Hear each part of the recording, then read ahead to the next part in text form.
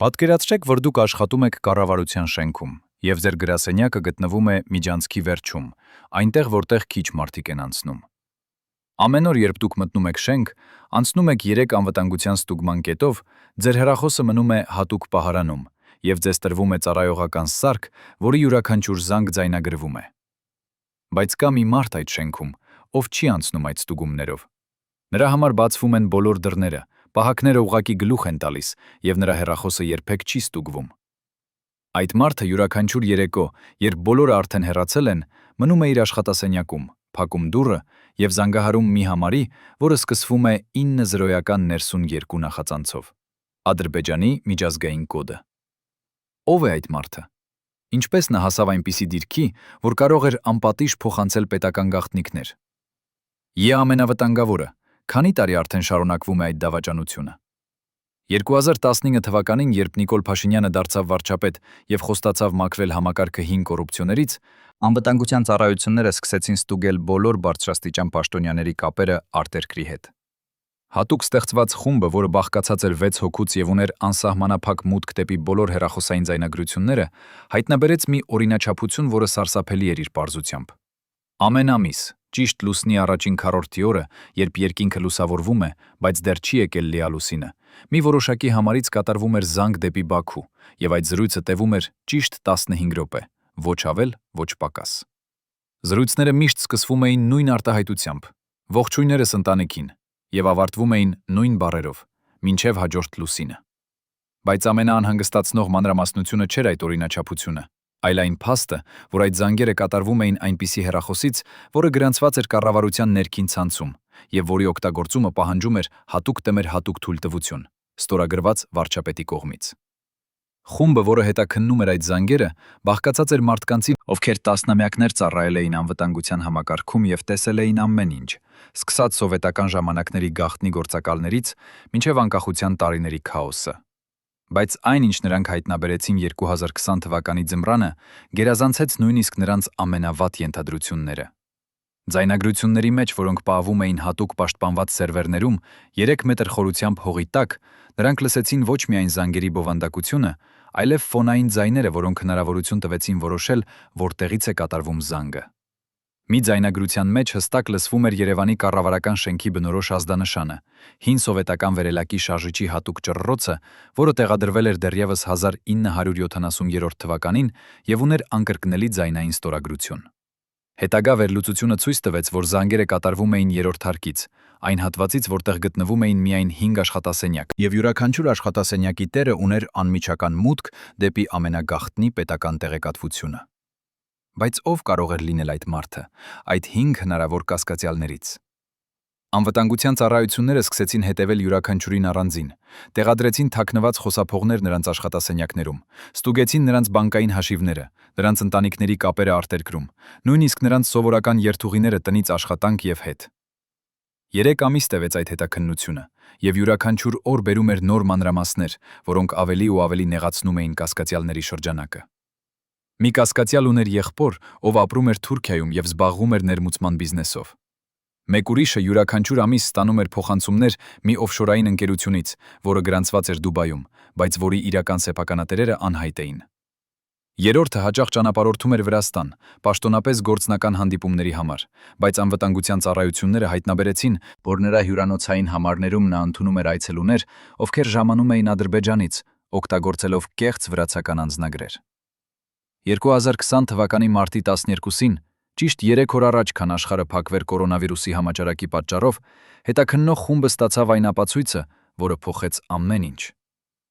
Մի անանուն աղբյուր, ով ներկայացավ որպես նախկին Ադրբեջանի հետախուզության աշխատակից, ուղարկեց էլեկտրոնային նամակ, գցելով ձայնային ֆայլ, որը ձայնագրվել էր Բաքվում, հատուկ ծառայությունների շենքում։ Այդ ձայնագրության մեջ լսվում էր զրույց 2 մարդու միջև։ Մեկը խոսում էր ադրբեջաներեն, մյուսը հայերեն, բայց այնպիսի առոգանությամբ, որը բնորոշ է միայն Երևանում ծնված եւ մեծացած մարդկանց։ Հայերեն խոսողը հայտնվել էր ադրբեջանացած մարդկանց։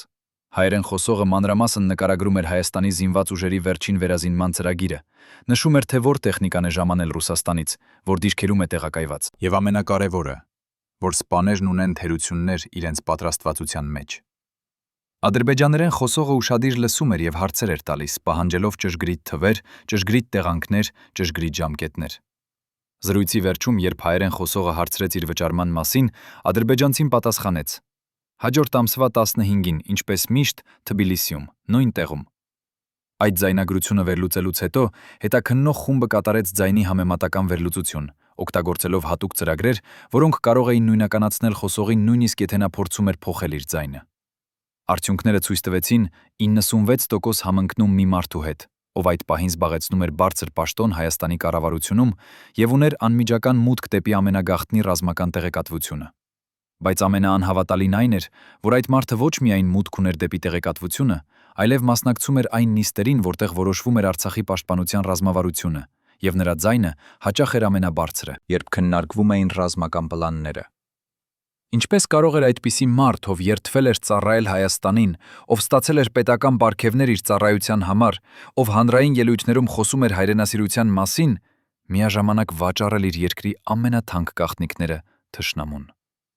Հետաքննող խումբը կանգնած էր անհնարին ընտրության առաջ։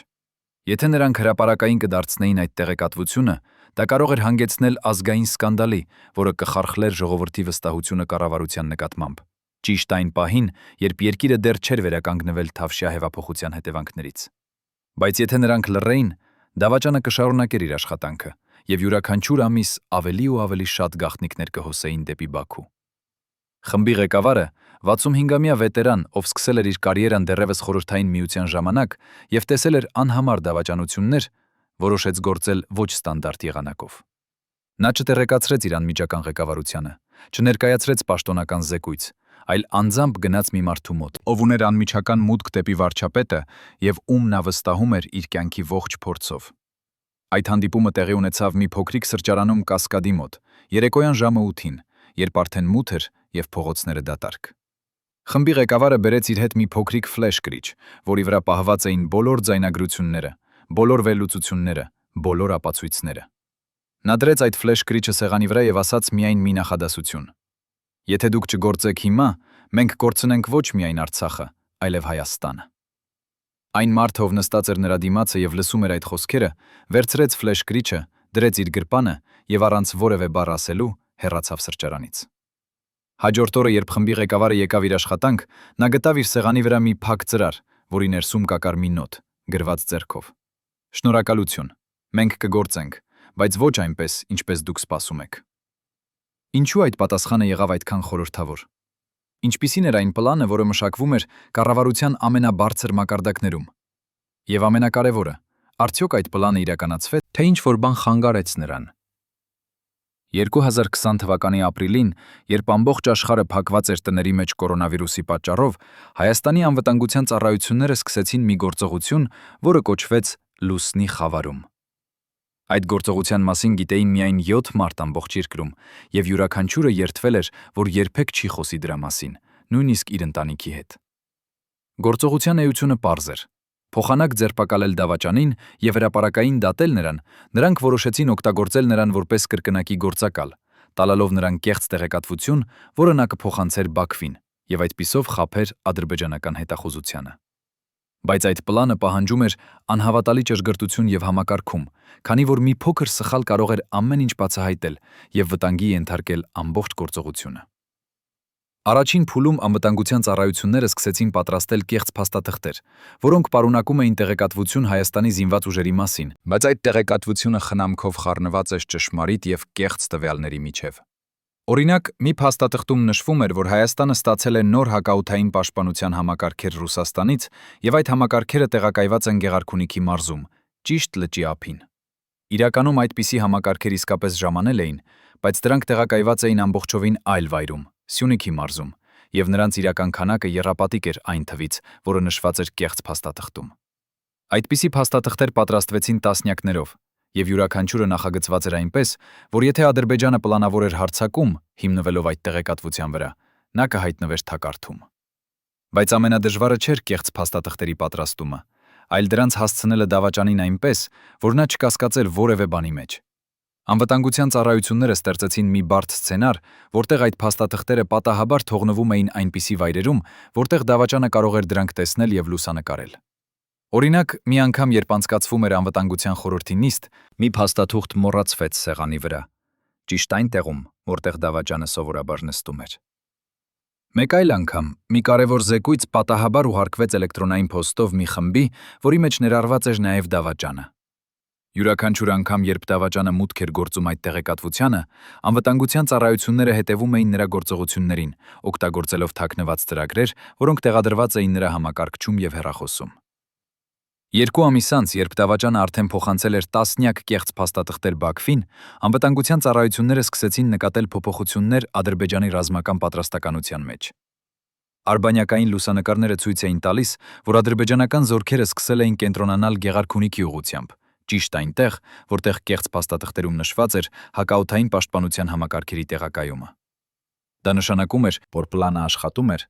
Ադրբեջանը հավատում էր կեղծ տեղեկատվությանը եւ պատրաստվում էր հարձակման, հիմնվելով սխալ տվյալների վրա։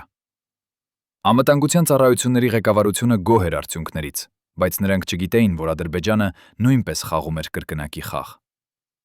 2020 թվականի հուլիսին, ճիշտ 3 ամիս անց, Լուսնի խավարում գործողության սկսվելուց Ադրբեջանի հետախուզությունը ուղարկեց դավաճանին մի հատուկ հաղորդագրություն։ Այդ հաղորդագրությունը չեկավ սովորական ուղիներով, ոչ հեռախոսով, ոչ էլեկտրոնային փոստով, այլ ֆիզիկական նամակով, որը հասցվեց դավաճանի տան հասցեով, թաքնված մի սովորական գովազդային բրոշյուրի մեջ։ Նամակում գրված էր միայն մի նախադասություն. «Մենք գիտենք, որ դուք մեզ կեղծ տեղեկատվություն եք տալիս։ Եթե ցանկանում եք շարունակել ապրել, հաջորդ անգամ տվեք իրական տեղեկատվություն»։ Այդ նամակը ստանալուց հետո դավաճանը մտավ խուճապի մեջ։ Նա հասկացավ, որ Ադրբեջանը բացահայտել է խաբեությունը, եւ հիմա նա հայտնվել էր երկու կրակների միջև։ Մի կողմից Հայաստանի անվտանգության ծառայությունները, յունները, որոնք օգտագործում էին նրան որպես կրկնակի գործակալ, մյուս կողմից Ադրբեջանը, որը սպառնում էր նրան, եթե նա չտար իրական տեղեկատվություն։ Այդ պահից սկսած դավաճանը սկսեց խաղալ իր սեփական խաղը։ Նա որոշեց, որ միակ ճանապարհը փրկվելու համար դա է տալ Ադրբեջանին իրական տեղեկատվություն։ Այն էր այն փաստը, որ Ադրբեջանը ուղղակի չէր ուզում իր զինված ուժերը կիրառել խաղաղ վճարում գործող գեղերի նկատմամբ։ Այն էր նաև դեռ ունեցող եւ գնում էր նրանց գործողությունների վրա, որպեսի պահե դրանց տեղեկատվությունը։ Այլապես իրենք պետք էր մոտեցնելով գրավել ամեն մեկ հետեքստ եւ գրավել վերջին մի կողմ ուղված խաղի երրորդ մասը։ Էտալ Ադրբեջանին իրական տեղեկատվություն, բայց այնպիսի եղանակով, որ Հայաստանի անվտանգության ծառայությունները չկասկածեն նրա մեջ։ Նա սկսեց խառնել կեղծ եւ իրական տեղեկատվությունը, տալով Ադրբեջանին բավականաչափ ճշմարիտ տվյալներ, որպեսզի նրանք շարունակեին վստահել նրան, բայց միաժամանակ պահպանելով այնպիսի տեսք, որ Հայաստանի անվտանգության ծառայությունները կարծեին, թե նա դեռ տալիս է միայն կեղծ տեղեկատվություն։ Այդ բարդ հավասարակշռությունը պահպանելը պահանջում էր անհավատալի հմտություն եւ սառը նյարդեր, բայց դավաճանը գիտեր, որ դա նրա միակ հույսն էր։ 2020 թվականի օգոստոսին, երբ Հայաստանի եւ Ադրբեջանի սահմանին սկսվեցին փոքր ընդհարումներ, որոնք հետագայում կոչվեցին Հուլիսյան պատերազմ, անվտանգության ծառայությունները սկսեցին նկատել, որ ինչ-որ բան սխալ է։ Ադրբեջանական զորքերը հարձակվում էին ճիշտ այն տեղերում, որտեղ հայկական պաշտպանությունը ամենաթույլն էր, եւ նրանք օգտագործում էին այնպիսի մարտավարարություն, որը ենթադրում էր, որ նրանք ունեն ճշգրիտ տեղեկատվություն հայկական դիրքերի մասին։ Անվտանգության ծառայությունների ղեկավարությունը հրավիրեց արտակարգ նիստ, որտեղ քննարկվեց հնարավորությունը, որ Լուսնի խավարում գործողությունը ձախողվել է, եւ դավաճանը գուցե բացահայտել է խաբեությունը։ Բայց նրանք չունեին ապացույց եւ որոշեցին շարունակել գործողությունը, հուսալով, որ դա պարզապես պատահականություն է։ Սեպտեմբերին, երբ սահմանին իրավիճակը հանգստացավ, դավաճանը ստացավ նոր հաղորդագրություն Ադրբեջանից։ Այս անգամ հաղորդագրությունը եկավ հեռախոսով, մի անծանոթ համարից, որը զանգահարեց նրան կեսգիշերին։ Զանգողը խոսեց ռուսերեն եւ ասաց միայն մի նախադասություն. «Սեպտեմբերին մենք կսկսենք մեծ գործողություն։ Մեզ պետք է ճշգրիտ տեղեկատվություն Արցախի բոլոր դիրքերի մասին։ Դուք ունեք 2 շաբաթ»։ Այդ զանգից հետո դավաճանը հասկացավ, որ ժամանակը սպառվում է, եւ նա պետք է որոշում կայացներ, կամ տալ Ադրբեջանին այն, ինչ նրանք պահանջում են, կամ պատրաստվել ամենավատին։ Հաջորդ 2 շաբաթվա ընթացքում դավաճանը հավաքեց ամենամանրամասն տեղեկատվությունը Արցախի պաշտպանության մասին։ Նա օգտագործեց իր բոլոր կապերը, իր բոլոր մուտքերը դեպի գաղտնի փաստաթղթերը եւ ստեղծեց մի համապարփակ զեկույց, որը պարունակում էր ամեն ինչ, սկսած զինված ուժերի թվաքանակից եւ տեխնիկայի տեսակներից, մինչեւ յուրաքանչյուր դիրքի ճշգրիտ կոորդինատները եւ պաշտպանության թույլ կետերը։ Այդ զեկույցը նա փոխանցեց Ադրբեջանին սեպտեմբերի 19 թվականին, օգտագործելով մի նոր մեթոդ, որը նա երբեք չէր օգտագործել առաջ։ Նա վերբեռնեց Զավերբերմետ զեկույցը մի ամպային պահեստարանի մեջ, որը հասանելի էր միայն հատուկ գաղտնաբառով, եւ այդ գաղտնաբառը ուղարկեց Ադրբեջան, օգտագործելով կոդավորված հաղորդագրություն մի անվտանգ հավելվածի միջոցով։ Բայց այնինչ դավաճանը չգիտեր, այն էր, որ Հայաստանի անվտանգության ծառայությունները հետևում էին նրա յուրաքանչյուր քայլին։ Նրանք տեսան, երբ նա վերբեռնեց զեկույցը, նրանք տեսան, երբ նա ուղարկեց գաղտնաբառը, եւ նրանք անմիջապես հասկացան, որ այս անգամ դա ոչ թե կեղծ տեղեկատվություն էր, այլ իրական։ Անվտանգության ծառայությունների ղեկավարությունը կանգնած էր ամենադժվար որոշման առաջ։ Ձերբակալել դավաճանին հիմա եւ ռիսկի ենթարկել, որ Ադրբեջանը կհասկանա, որ նրանց գործակալը բացահայտվել է, թե թույլ տալ, որ տեղեկատվությունը հասնի Բաքու եւ հետո տեսնել, թե ինչ կլինի։ Նրանք ընտրեցին երկրորդ տարբերակը, հուսալով, որ կարող են օգտագործել այդ իրավիճակը իրենց օգտին։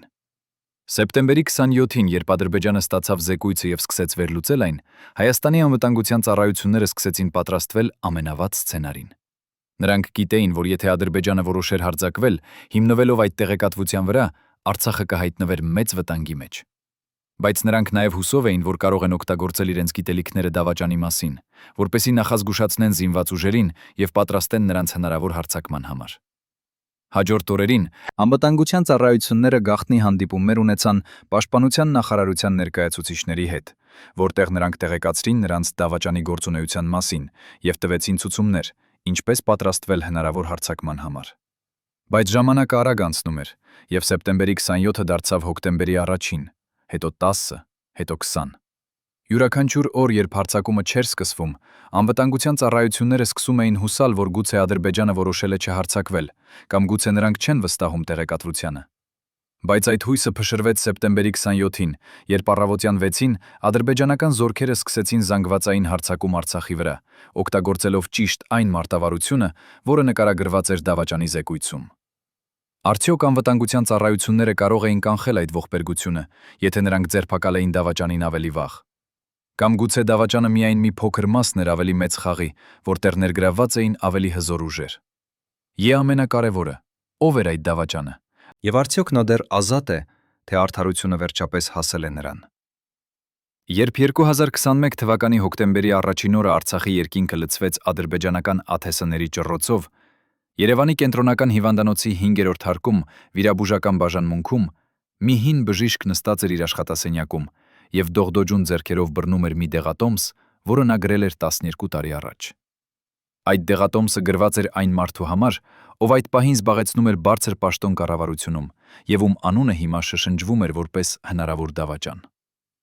Դեղատոմսի վերևում, բժշկական լատիներեն տերմինների միջև, նշված էր մի ախտորոշում, որը բժիշկը երբեք չէր ներառել պաշտոնական բժշկական քարտում, ըստ հատուկ հանձնարարության, որը եկել էր ուղակի նախագահականից։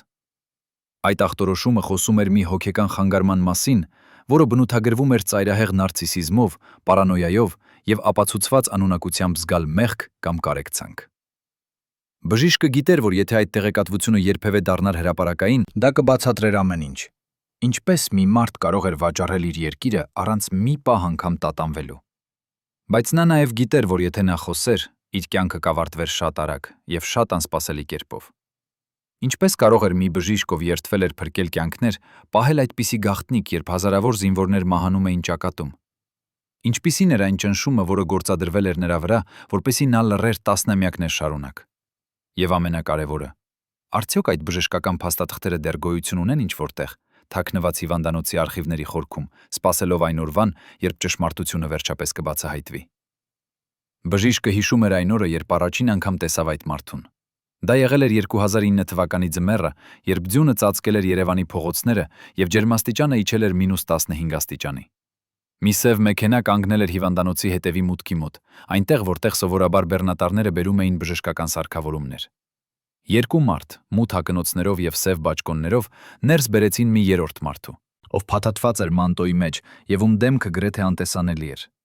Նրանք չանցան ընդունարանով, չլրացրին ոչ մի ձև, այլ ուղղակի բարձրացան վերելակով 5-րդ հարկ եւ մտան բժշկի աշխատասենյակ, առանց թակելու։ Մեկը նրանցից ավելի բարձրը, ով խոսում էր հանգիստ, բայց սառը ձայնով, ասաց բժշկին. «Դուք պետք է զննեք այս մարդուն եւ գրեք ամբողջական զեկույց նրա առողջական վիճակի մասին։ Բայց այդ զեկույցը պետք է մնա միայն ձեր մոտ, ոչ մի պատճեն, ոչ մի գրառում պաշտոնական համակարգում։ Եթե դուք խախտեք այս պայմանը, ձեր ընտանիքը կտուժի։ Բժիշկը, ով այդ պահին 63 տարեկան էր եւ տեսել էր կյանքում շատ բան, հասկացավ, որ դա ոչ թե խնդրանք էր, այլ հրաման։ Նա սկսեց զննել հիվանդին, ստուգելով նրա արյան ճնշումը, սիրտը, թոքերը, նյարդային համակարգը։ Բայց ամենաանհանգստացնող մանրամասնությունը չէր ֆիզիկական վիճակը, որը ընդհանուր առմամբ բավականին լավ էր մի 55-ամյա մարդու համար։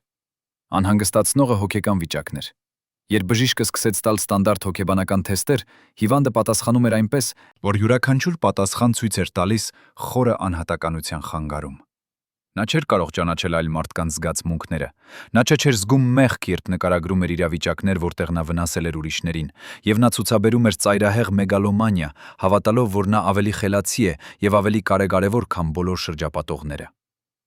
Զննությունից հետո, երբ այդ երկու մարդիկ տարան հիվանդին եւ հեռացան նույնքան լուռ, ինչքան եկել էին, բժիշկը նստեց իր սեղանի մոտ եւ սկսեց գրել զեկույցը։ Նա գիտեր, որ այն, ինչ նա գրում էր, կարող էր փոխել պատմությունը, եթե երբևէ դառնար հրապարակային։ Նա նկարագրեց ամեն մանրամասն, սկսած ֆիզիկական ախտանիշներից մինչև հոգեբանական պրոֆիլը, եւ վերջում ավելացրեց մի նախադասություն, որը նա գիտեր, երբեք չպետք է գրեր։ Այս անձը ներկայացնում է լուրջ վտանգ հասարակության համար, եթե նրան տրվի իշխանություն կամ պություն կամ պատասխանատվություն, որը ազդում է այլ մարդկանց կյանքերի վրա։ Նա դրեց այդ զեկույցը մի ծրարի մեջ, կնքեց այն եւ թաքցրեց իր անձնական պահարանում, այնտեղ, որտեղ նա պահում էր իր ամենաթանկ փաստաթղթերը։ 12 տարի անց, երբ պատերազմը սկսվեց եւ բժիշկը լսեց այդ մարդու անունը լուրերում, նա հասկացավ, որ նրա վախերը իրականացել էին։ Նա վերցրեց այդ զեկույցը իր պահարանից եւ կարդաց այն նորից, յուրաքանչյուր բառ, յուրաքանչյուր նախադասություն։ Հետո նա կատարեց մի որոշում, որը փոխեց նրա կյանքը։ Նա զանգահարեց մի հին ընկերոջը, ով աշխատում էր լրագրության ոլորտում, եւ ում նա վստահում էր իր կյանքի ողջ փորձով։ Նրանք հանդիպեցին մի փոքրիկ սրճարանում կենտրոնում, եւ բժիշկը տվեց նրան զեկույցի մի պատճենը, ասելով. «Եթե ինձ հետ ինչ-որ բան պատահի, դուք պետք է հրապարակեք սա։ Մարդիկ պետք է իմանան ճշմարտությունը»։ Լրագրողը վերցրեց զեկույցը, կարդաց այն, եւ նրա դեմքը գունատվեց։ Նա նայեց բժշկին եւ հարցրեց. «Դուք գիտեք, թե ինչ վտանգի մեջ եք դնում ինքներդ ձեզ»։ Բժիշկը պատասխանեց. «Ես ապրել եմ տասնամյակներ այդ գաղտնիքի հետ։ Ես չեմ կարող ավելի երկար լռել, երբ մարդիկ մահանում են»։ Բայց այն, ինչ բժիշկը չգիտեր այն էր, որ նրան հետևում էին։ Անվտանգության ծառայությունները, որոնք վերահսկում էին բոլոր բարձրաստիճան պաշտոնյաների շուրջը եղած մարդկանց, նկատել էին այդ հանդիպումը եւ սկսել էին հետաքննություն։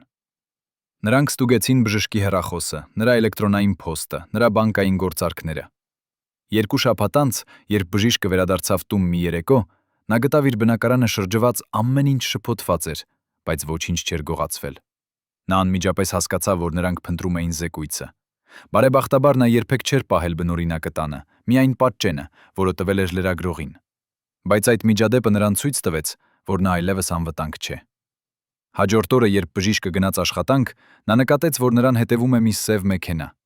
Մեքենան մնում էր հիվանդանոցի դիմաց ամբողջ օրը, եւ երբ բժիշկը հեռանում էր, մեքենան հետևում էր նրան։ Այդ իրավիճակը շարունակվեց մի շաբաթ, եւ բժիշկը սկսեց զգալ ճնշումը։ Նա չէր կարող քնել գիշերները, նա կորցրել էր իր ախորժակը, եւ նա սկսեց տեսնել ստվերներ յուրաքանչյուր անկյունում։ Նա հասկացավ, որ եթե շարունակի այդպես, նա կխելագարվի կամ կմահանա սրտի կաթվածից։ Նա որոշեց կատարել վերջին քայլ։ Նա զանգահարեց լրագրողին եւ ասաց. «Հրապարակեք զեկույցը հիմա, ես չեմ կարող ավելի երկար սպասել»։ Բայց լրագրողը պատասխանեց. «Ես չեմ կարող, ինձ սպառնացել են։ Նրանք ասացին, որ եթե ես հրապարակեմ այդ զեկույցը, իմ ընտանիքը կտուժի»։ Բժիշկը զգաց, թե ինչպես նրա վերջին հույսը փշրվում է։ Նա հասկացավ, որ համակարգը ավելի հզոր է, քան նա երբևէ պատկերացրել էր, եւ որ ճշմարտությունը, որը նա փորձում էր բացահայտել, թաղված կմնա հավերժ։ Նա կախեց հեռախոսը եւ նստեց իր աշխատասենյակում, նայելով պատուհանից դեպի Երևանի փողոցները, որտեղ մարդիկ շարունակում էին իրենց սովորական կյանքը, անգիտակից այն գաղտնիքների մասին, որոնք թաքնված էին նրանց կառավարության ներսում։ Արդյոք այդ բժշկական զեկույցը երբևէ կտեսնի լույսը, կամ գուցե այն կմնա թաղված հավերժ, ինչպես այնքան շատ այլ գաղտնիքներ, որոնք կարող էին փոխել պատմությունը, բայց որոնք երբեք չհասան հանրությանը։ Երբ 2021 թվականի հոկտեմբերի 12-ին Արցախի մայրաքաղաք Ստեփանակերտը ենթարկվեց ամենաուժեղ ռմբակոծությանը պատերազմի սկսվելուց ի վեր, Երևանի Հանրապետության հրապարակում հավաքված հազարավոր մարդիկ պահանջում էին պատասխաններ։ Բայց այն, ինչ նրանք չգիտեին, այն էր, որ պատասխանները գտնվում էին ոչ թե կառավարական շենքում, այլ մի հին շենքում կենտրոնում, որտեղ տասնամյակներ շարունակ պահվում էին անվտանգության ծառայությունների արխիվները։ Այդ արխիվների ենթահողային հարկում 3 մետր խորությամբ հողի տակ մի պողպատե պահարանում, որը պահանջում էր 3 տարբեր բանալի եւ մատնահետքի ճանաչում, գտնվում էր մի թղթապանակ, կարմիր կազմով եւ վրան գրված գործ համար 544, խիստ գաղտնի, միայն նախագահի համար։ Այդ թղթապանակի ներսում կային 317 էջ, ձայնագրությունների տեքստեր, լուսանկարներ, բանկային փաստաթղթեր եւ ամենակարևորը՝ մի ամբողջական ժամանակացույց, որը ցույց էր տալիս, թե ինչպես մի մարդ քայլ առ քայլ 11 տարվա ընթացքում վերածվեց իր երկրի ամենավտանգավոր թշնամուն։ Ով ուներ մուտք դեպի այդ արխիվները։ Ինչու այդ տեղեկատվությունը երբեք չչասավ դատարան։ Եվ ամենակարևորը, արդյոք այդ փաստաթղթերը դեռ գոյություն ունեն, թե դրանք ոչնչացվեցին այն գիշերը, երբ պատերազմը ավարտվեց եւ սկսվեց մեծ մաքրումը։ Արխիվների պահապանը 68-ամյա կին անունով Արմինե, ով աշխատել էր այդ պաշտոնում 25 տարի, հիշում էր այն օրը, երբ այդ թղթապանակը առաջին անգամ բերվեց արխիվ։ Դա եղել էր 2010 թվականի նոյեմբերին, երբ Երևանում սկսվել էին առաջին բողոքի ցույցերը Սերժ Սարգսյանի կառավարության դեմ։ 2 սպա զինված ավտոմատներով բերեցին մի մետաղական արկղ եւ հանձնեցին այն Արմինեին ասելով. «Սա պետք է պահվի ամենաանվտանգ տեղում։ Ոչ ոք չպետք է իմանա դրա գոյության մասին, բացի ձեզանից եւ ամենաբարձր ղեկավարությունից»։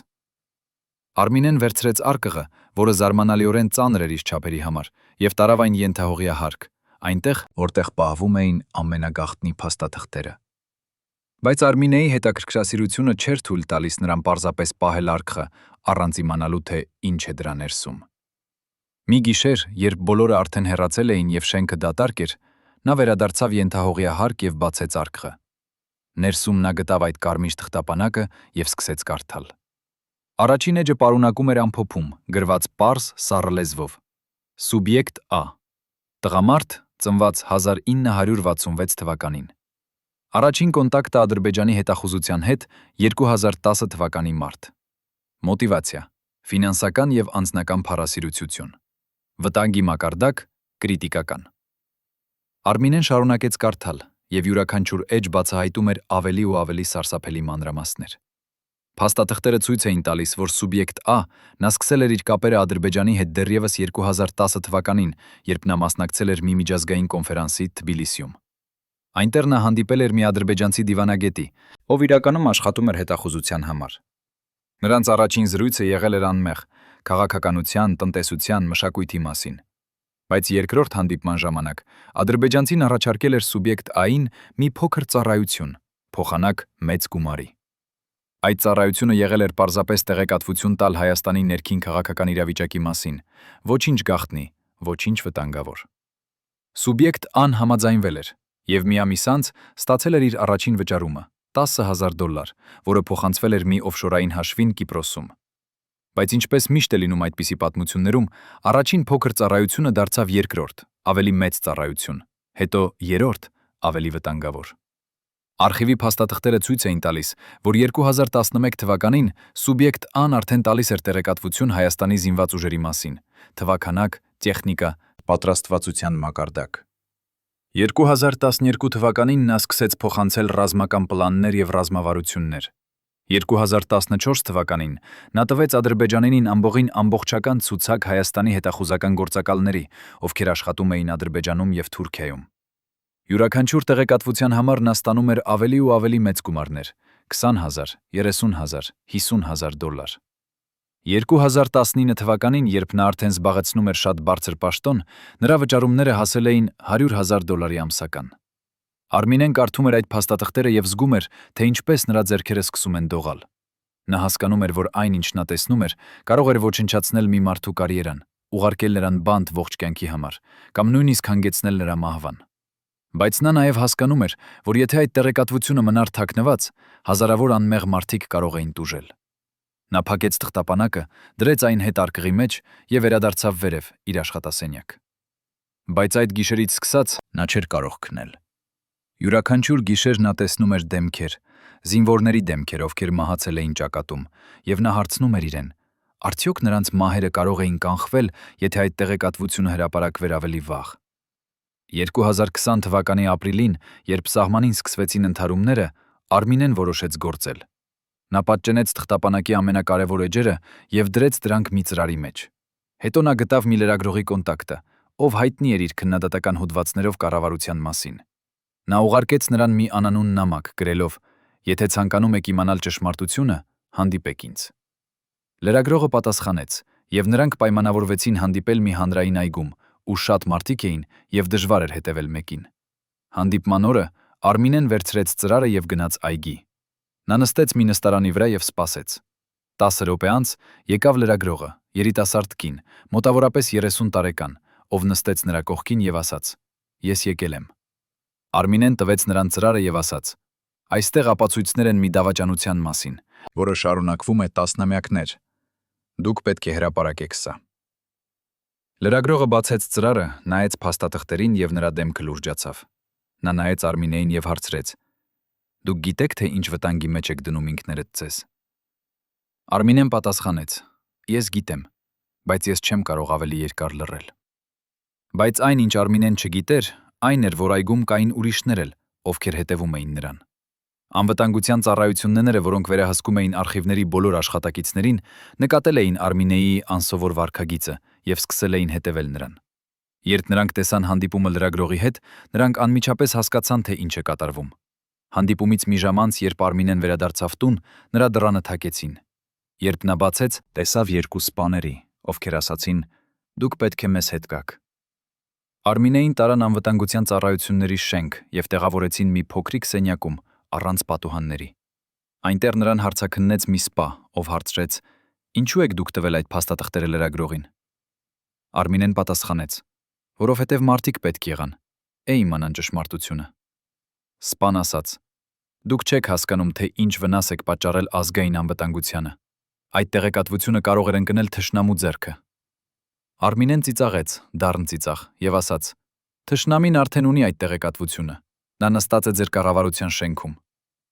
Հարցաքննությունը տևեց 6 ժամ, և վերջում Արմինեին ասացին, որ նա կարող է գնալ, բայց նա պետք է ստորագրի մի փաստաթուղթ, որտեղ նա խոստանում էր երբեք չխոսել այն մասին, ինչ տեսել էր արխիվներում։ Արմինեն ստորագրեց, բայց երբ նա հեռանում էր, նա գիտեր, որ այդ ստորագրությունը ոչինչ չէր նշանակում։ Նա արդեն կատարել էր իր ընտրությունը, և նա պատրաստ էր կրել հետևանքները։ Արդյոք այդ փաստաթղթերը, որոնք Արմինեն տվեց լրագրողին, երբևէ հրապարակվեցին։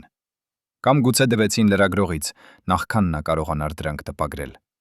Եվ ամենակարևորը, ինչ պատահեց Արմինեին այդ գիշերից հետո։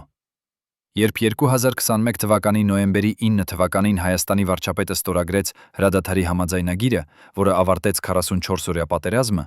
Երևանի փողոցները լցվեցին բողոքի ցույցերով։ Մարդիկ պահանջում էին պատասխաններ. ինչու պարտվեցինք, ով է մեղավոր, ինչպես թույլ տվինք, որ այսպես լինի։ Բայց մի մարդ, ով նստած էր իր բնակարանում կենտրոնում և դիտում էր լուրերը հեռուստացույցով, գիտեր պատասխանները բոլոր այդ հարցերին։ Այդ մարդը, անունով Վահագն, 61-ամյա նախկին հետախուզական սպա, ով աշխատել էր անվտանգության ծառայություններում 28 տարի, ուներ իր տանը մի փոքրիկ սեյֆ, որի ներսում պահվում էր մի ֆլեշ կրիչ, պարունակող ձայնագրություններ, որոնք կարող էին ամեն ինչ բացատրել։ Այդ ձայնագրություններում լսվում էր ձայնը այն մարդու, ով դավաճանել էր Հայաստանին, և նրա զրույցները Ադրբեջանի հետախուզության հետ սկսած 2010 թվականից մինչև 2021 թվականի սեպտեմբեր։ Յուրաքանչյուր զրույց ձայնագրված էր, վերլուծված էր, թարգմանված էր և պահված էր որպես ապացույց։ Բայց այդ ապացույցները երբեք չհասան դատարան, երբեք չհրապարակվեցին, երբեք չօգտագործվեցին։ Ինչու՞։ Ո՞վ կանգնեցրեց այդ հետաքննությունը։ Եվ ամենակարևորը, արդյոք այդ ձայնագրությունները դեռ գոյություն ունեն, թե դրանք ոչնչացվեցին հրամանով վերևից։ Վահագնը հիշում էր ամեն մանրամասն այն օրվանից, երբ նա առաջին անգամ լսեց այդ ձայնագրություններից մեկը։ Դա եղել էր 2019 թվականի հունվարին, երբ նա դեռ աշխատում էր անվտանգության ծառայություններում և պատասխանատու էր հեռախոսային վերահսկողության համար։ Նրա թիմը վերահսկում էր հազարավոր հեռախոսային զանգեր ամեն օր, փնտրելով կասկածելի գործունեություն։ Մի օր, երբ նա լսում էր սովորական ձայնագրությունները, նա լսեց մի զրույց, որը անմիջապես գրավեց նրա ուշադրությունը։ Զանգողը խոսում էր հայերեն, բայց նրա զրուցակիցը պատասխանում էր ադրբեջաներեն։ Զրույցը տևեց 15 րոպե, եւ դրա ընթացքում հայերեն խոսողը տվեց մանրամասն տեղեկատվություն Հայաստանի զինված ուժերի վերջին վերազինման ծրագրի մասին։ Վահագնը անմիջապես զեկուցեց իր ղեկավարին եւ սկսվեց հետաքննություն։ Նրանք վերլուծեցին ձայնը, համեմատեցին այն տարբեր մարդկանց ձայների հետ եւ վերջապես նույնականացրեցին խոսողին։ Երբ Վահագնը տեսավ անունը, նա չէր կարող հավատալ իր աչքերին։ Դա էր մի մարդ, ով զբաղեցնում է շատ բարձր պաշտոն կառավարությունում եւ ում Վահագնը տեսել էր հեռուստացույցով, խոսելով հայրենասիրության եւ ազգային անվտանգության մասին։ Ինչպես կարող էր այդպիսի մարդ լինել դավաճան։ Վահագնը սկսեց ավելի խորը հետաքննություն եւ շուտով նա հայտնաբերեց, որ դա ոչ թե առաջին զանգն էր, այլ մեկը տասնյակների միջից։ Հաջորդ 6 ամիսների ընթացքում Վահագնի թիմը հավաքեց 117 ձայնագրություն, բոլորը նույն մարդու եւ նույն ադրբեջանական կոնտակտի միջև։ Նրանք վերլուծեցին յուրաքանչյուր զրույց, ստեղծեցին ժամանակացույց, որը ցույց էր տալիս, թե ինչ տեղեկատվություն փոխանցվեց եւ երբ, եւ հաշվեցին, թե որքան գումար ստացավ դավաճանը իր դավաճանության համար։ Ընդհանուր գումարը հասավ $2,600,000, փոխանցված 11 տարվա ընթացքում տարբեր օֆշորային հաշիվների միջոցով։ Երբ հետաքննությունը ավարտվեց, Վահագնը պատրաստեց մի համապարփակ զեկույց եւ ներկայացրեց այն իր ղեկավարին, սպասելով, որ անմիջապես կձերբակալվի դավաճանը եւ կկանչվի դատարան։ Բայց փոխարենը Վահագնին կանչեցին իր ղեկավարի աշխատասենյակ եւ ասացին. այդ հետաքննությունը պետք է դադարեցվի անմիջապես։ Վահագնը չէր կարող հավատալ իր ականջներին։ Նա հարցրեց. ինչու։ Մենք ունենք բոլոր ապացույցները, մենք կարող ենք ձերբակալել նրան հիմա։ Ղեկավարը նայեց նրան եւ ասաց. դա հրաման է վերևից։ Այդ գործը շատ զգայուն է։ Եթե մենք ձերբակալենք այդ մարդուն, դա կստեղծի քաղաքական ճգնաժամ։ Մենք պետք է սպասենք ճիշտ պահին։ Վահագնը հարցրեց. երբ կլինի ճիշտ պահը։ Ղեկավարը պատասխանեց. երբ մենք ասենք։ Վահագնը հեռացավ այդ հանդիպումից զայրացած եւ հիասթափված։ Նա հասկացավ, որ համակարգը ավելի կեղտոտ է, քան նա երբևէ պատկերացրել էր, եւ որ ճշմարտությունը ոչ միշտ է հաղթում։ Բայց նա նաեւ որոշեց, որ չի լքի։ Նա պատճենեց բոլոր ձայնագրությունները մի ֆլեշ գրիչի վրա, դրեց այն իր անձնական սեյֆում եւ սպասեց։ Նա սպասեց 1 տարի, 2 տարի, 3 տարի։ Յուրաքանչյուր ամիս նա ստուգում էր, թե արդյոք դավաճանը դեռ շարունակում է իր գործունեությունը, եւ յուրաքանչյուր ամիս նա տեսնում էր նոր ձայնագրություններ, նոր դավաճանություններ, ուններ, նոր գաղտնիքներ, որոնք վաճառվում էին թշնամուն։ 2020 թվականին, երբ Վահագնը թոշակի անցավ, նա վերցրեց ֆլեշ գրիչը եւ տարավ տուն։ Նա գիտեր, որ այլևս նա չէր կարող օգտագործել պաշտոնական ուղիները, բացահայտելու դավաճանությունը, բայց նա հուսով էր, որ գուցե մի օր կգա պահը, երբ նա կկարողանա հրապարակել ճշմարտությունը։ Այդ պահը եկավ 2021 թվականի սեպտեմբերին, երբ սկսվեց պատերազմը։ Վահագնը տեսավ, թե ինչպես հայկական զորքերը պարտվում էին մի առաջ մյուսի, թե ինչպես Ադրբեջանը գիտեր ճիշտ, թե որտեղ հարձակվել, թե ինչպես նրանք ունեին ճշգրիտ տեղեկատվություն հայկական դիրքերի մասին։ Նա հասկացավ, որ դավաճանը դեռ աշխատում էր, եւ որ յուրաքանչյուր օր, երբ նա լռում էր, ավելի շատ զինվորներ էին մահանում։ Վահագնը որոշեց գործել։ Նա կապվեց մի լրագրողի հետ, ում նա վստահում էր, եւ պայմանավորվեց հանդիպել։ Բայց մինչև հանդիպումը նա ստացավ մի հեռախոսային զանգ անծանոթ համարից։ Զանգողը ասաց. մենք գիտենք, թե ինչ եք դուք պլանավորում։ Եթե դուք հանդիպեք այդ լրագրողին, ձեր ընտանիքը կտուժի։ Վահագնը զգաց սառը վախ, անցնում իր ողնաշարով։ Նա հասկացավ, որ նրան հետևում են եւ որ նա այլևս անվտանգ չէ։ Նա չեղարկեց հանդիպումը եւ վերադարձավ տուն, փակելով դռները եւ պատուհանները։ Բայց Վահագնը չէր լքում։ Նա որոշեց օգտագործել այլ մեթոդ։ Նա ստեղծեց մի անանուն էլեկտրոնային փոստի հասցե եւ սկսեց ուղարկել ձայնագրությունները տարբեր լրատվամիջոցների, մեկ առ մեկ, յուրաքանչյուր շաբաթ մի նոր ձայնագրություն։ Նա հուսով էր, որ եթե բավականաչափ մարդիկ լսեին այդ ձայնագրությունները, ճնշումը կմեծանար եւ վերջապես դավաճանը կբացահայտվեր։ Բայց յուրաքանչյուր անգամ, երբ մի լրատվամիջոց ստանում էր ձայնագրությունը, նրանք կամ անտեսում էին այն, կամ ասում էին, որ չեն կարող հրապարակել առանց լրացուցիչ ապացույցների։ Վահագնը սկսեց կորցնել հույսը։ Նա հասկացավ, որ համակարգը չափազանց հզոր էր եւ որ մի մարդ, նույնիսկ ունենալով բոլոր ապացույցները, չէր կարող փոխել ոչինչ։ Նա նստեց իր բնակարանում, նայեց հեռուստացույցին, որտեղ ցույց էին տալիս պատերազմի լուրերը, եւ զգաց, թե ինչպես արցունքները սկսում են հոսել իր դեմքով։ Նա մտածեց այն զինվորների մասին, ովքեր մահացածել էին, այն ընտանիքների մասին, ովքեր կորցրել էին իրենց սիրելիներին, եւ նա հարցրեց իրեն. արդյոք նա կարող էր ավելին անել։ Արդյոք Վահագնի ձայնագրությունները երբևէ կտեսնեն լույսը, կամ գուցե դրանք կմնան թաքնված հավերժ, ինչպես այնքան շատ այլ ապացույցներ, որոնք կարող էին փոխել պատմությունը։ Եվ ամենակարևորը, ով է այդ դավաճանը, եւ արդյոք նա դեռ ազատ է, թե արդարությունը վերջապես հասել է նրան։ Պատկերացրեք, որ դուք եք այն 12 մարդկանցից մեկը, ովքեր գիտեին ամեն ինչ։ Յուրաքանչյուր գաղտնի հանդիպում, յուրաքանչյուր կոդավորված զանգ, յուրաքանչյուր բանկային փոխանցում դեպի Դուբայ եւ Կիպրոս։ Դուք նստում էիք նույն սեղանի շուրջը, քննարկելով Արցախի պաշտպանության ռազմավարությունը, եւ դուք տեսնում էիք, թե ինչպես է մի մարդ գրում նշումներ իր նոթբուքում, այն նույն նշումները, որոնք 24 ժամ անց կարդում էին Բաքվում։ Հիմա պատկերացրեք, որ դուք պետք է ընտրեիք կամ լռել եւ փրկել ձեր ընտանիքը, կամ խոսել եւ դառնալ հաջորդ անհետացողը։ 2021 թվականի օգոստոսի 22-ին, ճիշտ 1 ամիս առաջ, քան սկսվեր պատերազմը, այդ 12 մարդկանցից 7-ը հավաքվեցին մի գաղտնի հանդիպման, ոչ թե կառավարական շենքում, այլ մի հին տան ստորգետնյա հարկում Նոր-Նորքում, որտեղ պատերը հաստ էին եւ ոչ մի ազդանշան չէր անցնում։ Նրանք բերեցին իրենց հետ փաստաթղթեր, լուսանկարներ, ձայնագրություններ, ամեն ինչ, ինչ նրանք հավաքել էին 11 տարվա ընթացքում։ Այդ հանդիպման ժամանակ նրանք կայացրին մի որոշում, որը կարող էր փրկել հազարավոր կյանքեր, բայց որը երբեք չիրականացվեց։ Ինչու այդ 7 մարդիկ, ովքեր ունեին բոլոր ապացույցները, վերջապես որոշեցին խոսել։ Ինչ պատահեց այդ գաղտնի հանդիպումից հետո։ Եվ ամենակարևորը, քանիսն են նրանցից դեռ կենդանի այսօր։ Այդ 7 մարդկանցից ամենատարեցը 69 տարեկան Արամը, նախկին գնդապետ, ով ծառայել էր դեռևս խորհրդային բանակում եւ տեսել էր Աֆղանստանի պատերազմը, բացեց հանդիպումը մի նախադասությամբ, որը ամփոփում էր ամեն ինչ։ Եթե մենք չգործենք հիմա, մեր երեխաները կմահանան մի ամիս անց։ Նա դրեց սեղանի վրա մի քարտեզ Արցախի եւ շրջակա տարածքների եւ սկսեց ցույց տալ կարմիր նշաններով այն տեղերը, որտեղ Ադրբեջանը կենտրոնացրել էր իր զորքերը, ըստ վերջին արբանյակային լուսանկարների։ Յուրաքանչյուր կարմիր նշան համընկնում էր ճիշտ այն տեղերի հետ, որտեղ հայկական պաշտպանությունը ամենաթույլն էր, ըստ այն տեղեկատվության, որը դավաճանը փոխանցել էր Բաքվին 3 շաբաթ առաջ։ Արամը նայեց մյուսներին եւ ասաց. «Նրանք գիտեն ամեն ինչ։ Նրանք գիտեն մեր թույլ կետերը, մեր զինատեսակները, մեր պահուստները։ Եթե նրանք հարձակվեն հիմա, մենք կպարտվենք ոչ թե որովհետև նրանք ավելի ուժեղ են, այլ որովհետև նրանք ունեն մեր բոլոր գաղտնիքները»։ Երկրորդ խոսողը 45-ամյա Գայանեն, ով աշխատում էր անվտանգության ծառայություններում եւ պատասխանատու էր կիբերանվտանգության համար, ավելացրեց մի նոր մանրամասն, որը սառեցրեց բոլորին։ Նա ասաց. «Երեկ ես հայտնաբերեցի, որ մեր ամենագաղտնի հաղորդակցության համակարգը, որը օգտագործում ենք կապվելու Արցախի հրամանատարության հետ, ունի մի թաքնված ծրագիր եւ որը պատճենում է բոլոր հաղորդագրությունները եւ ուղարկում դեպի մի արտաքին սերվեր։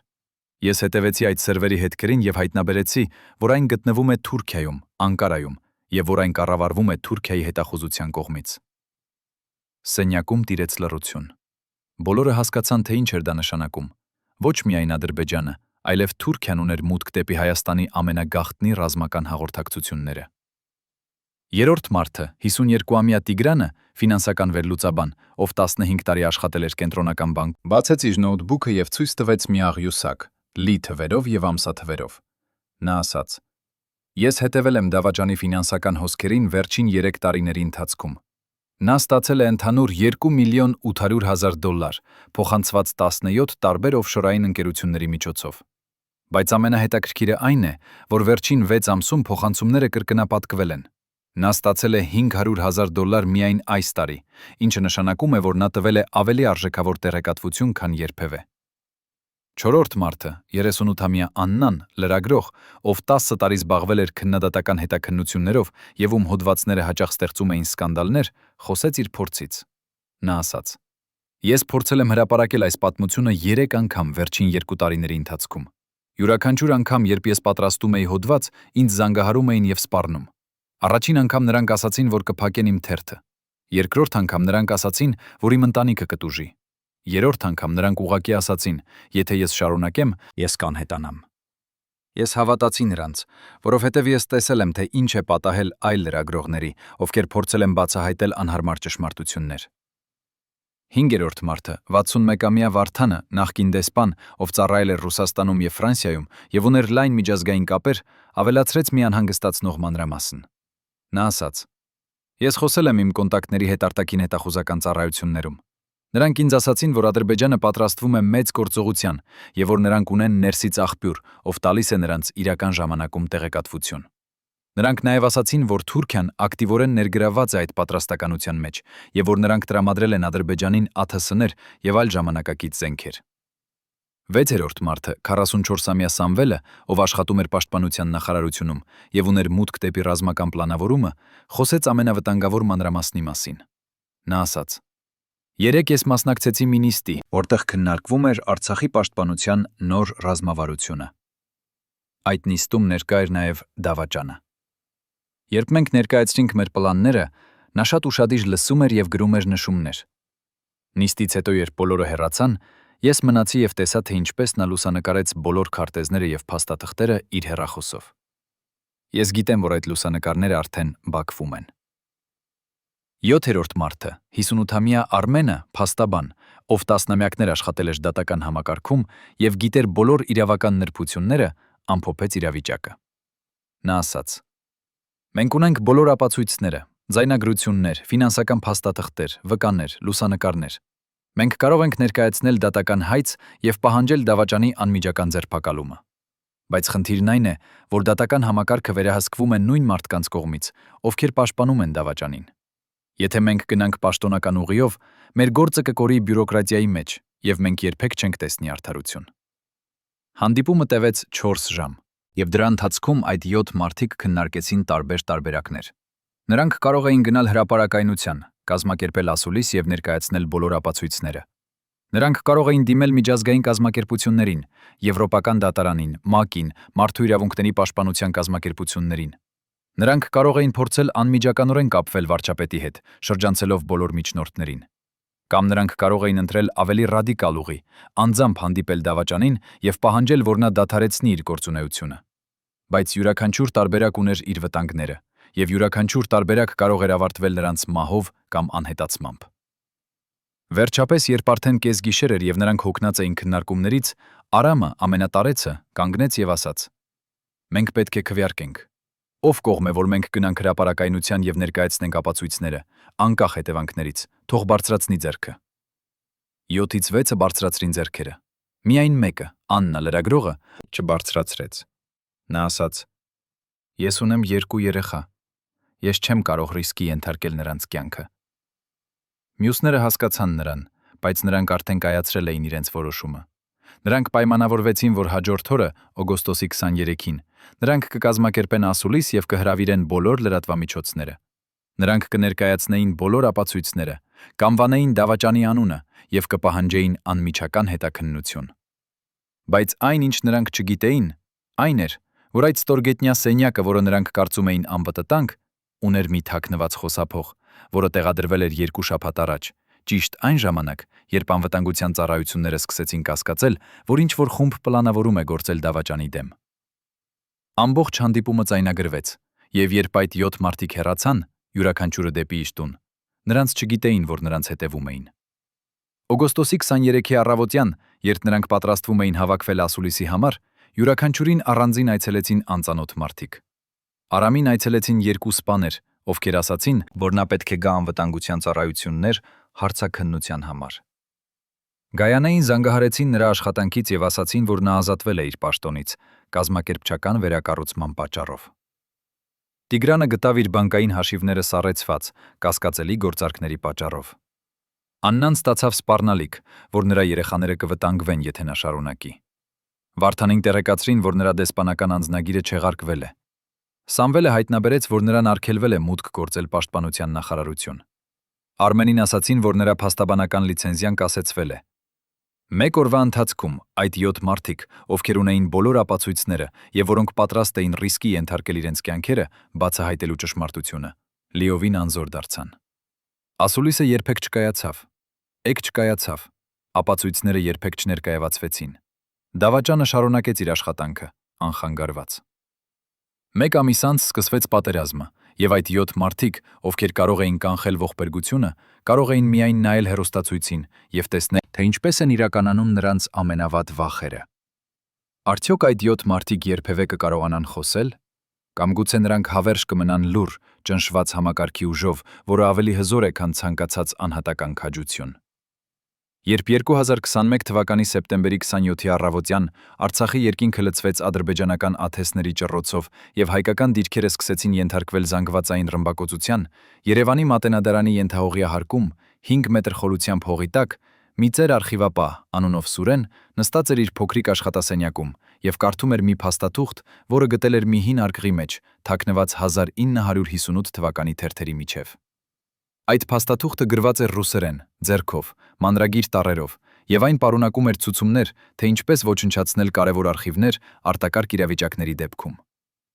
Փաստաթղթի վերջում մի փոքրիկ նշումով նշված էր. հատուկ ուշադրություն դարձնել գործ համար 544-ին։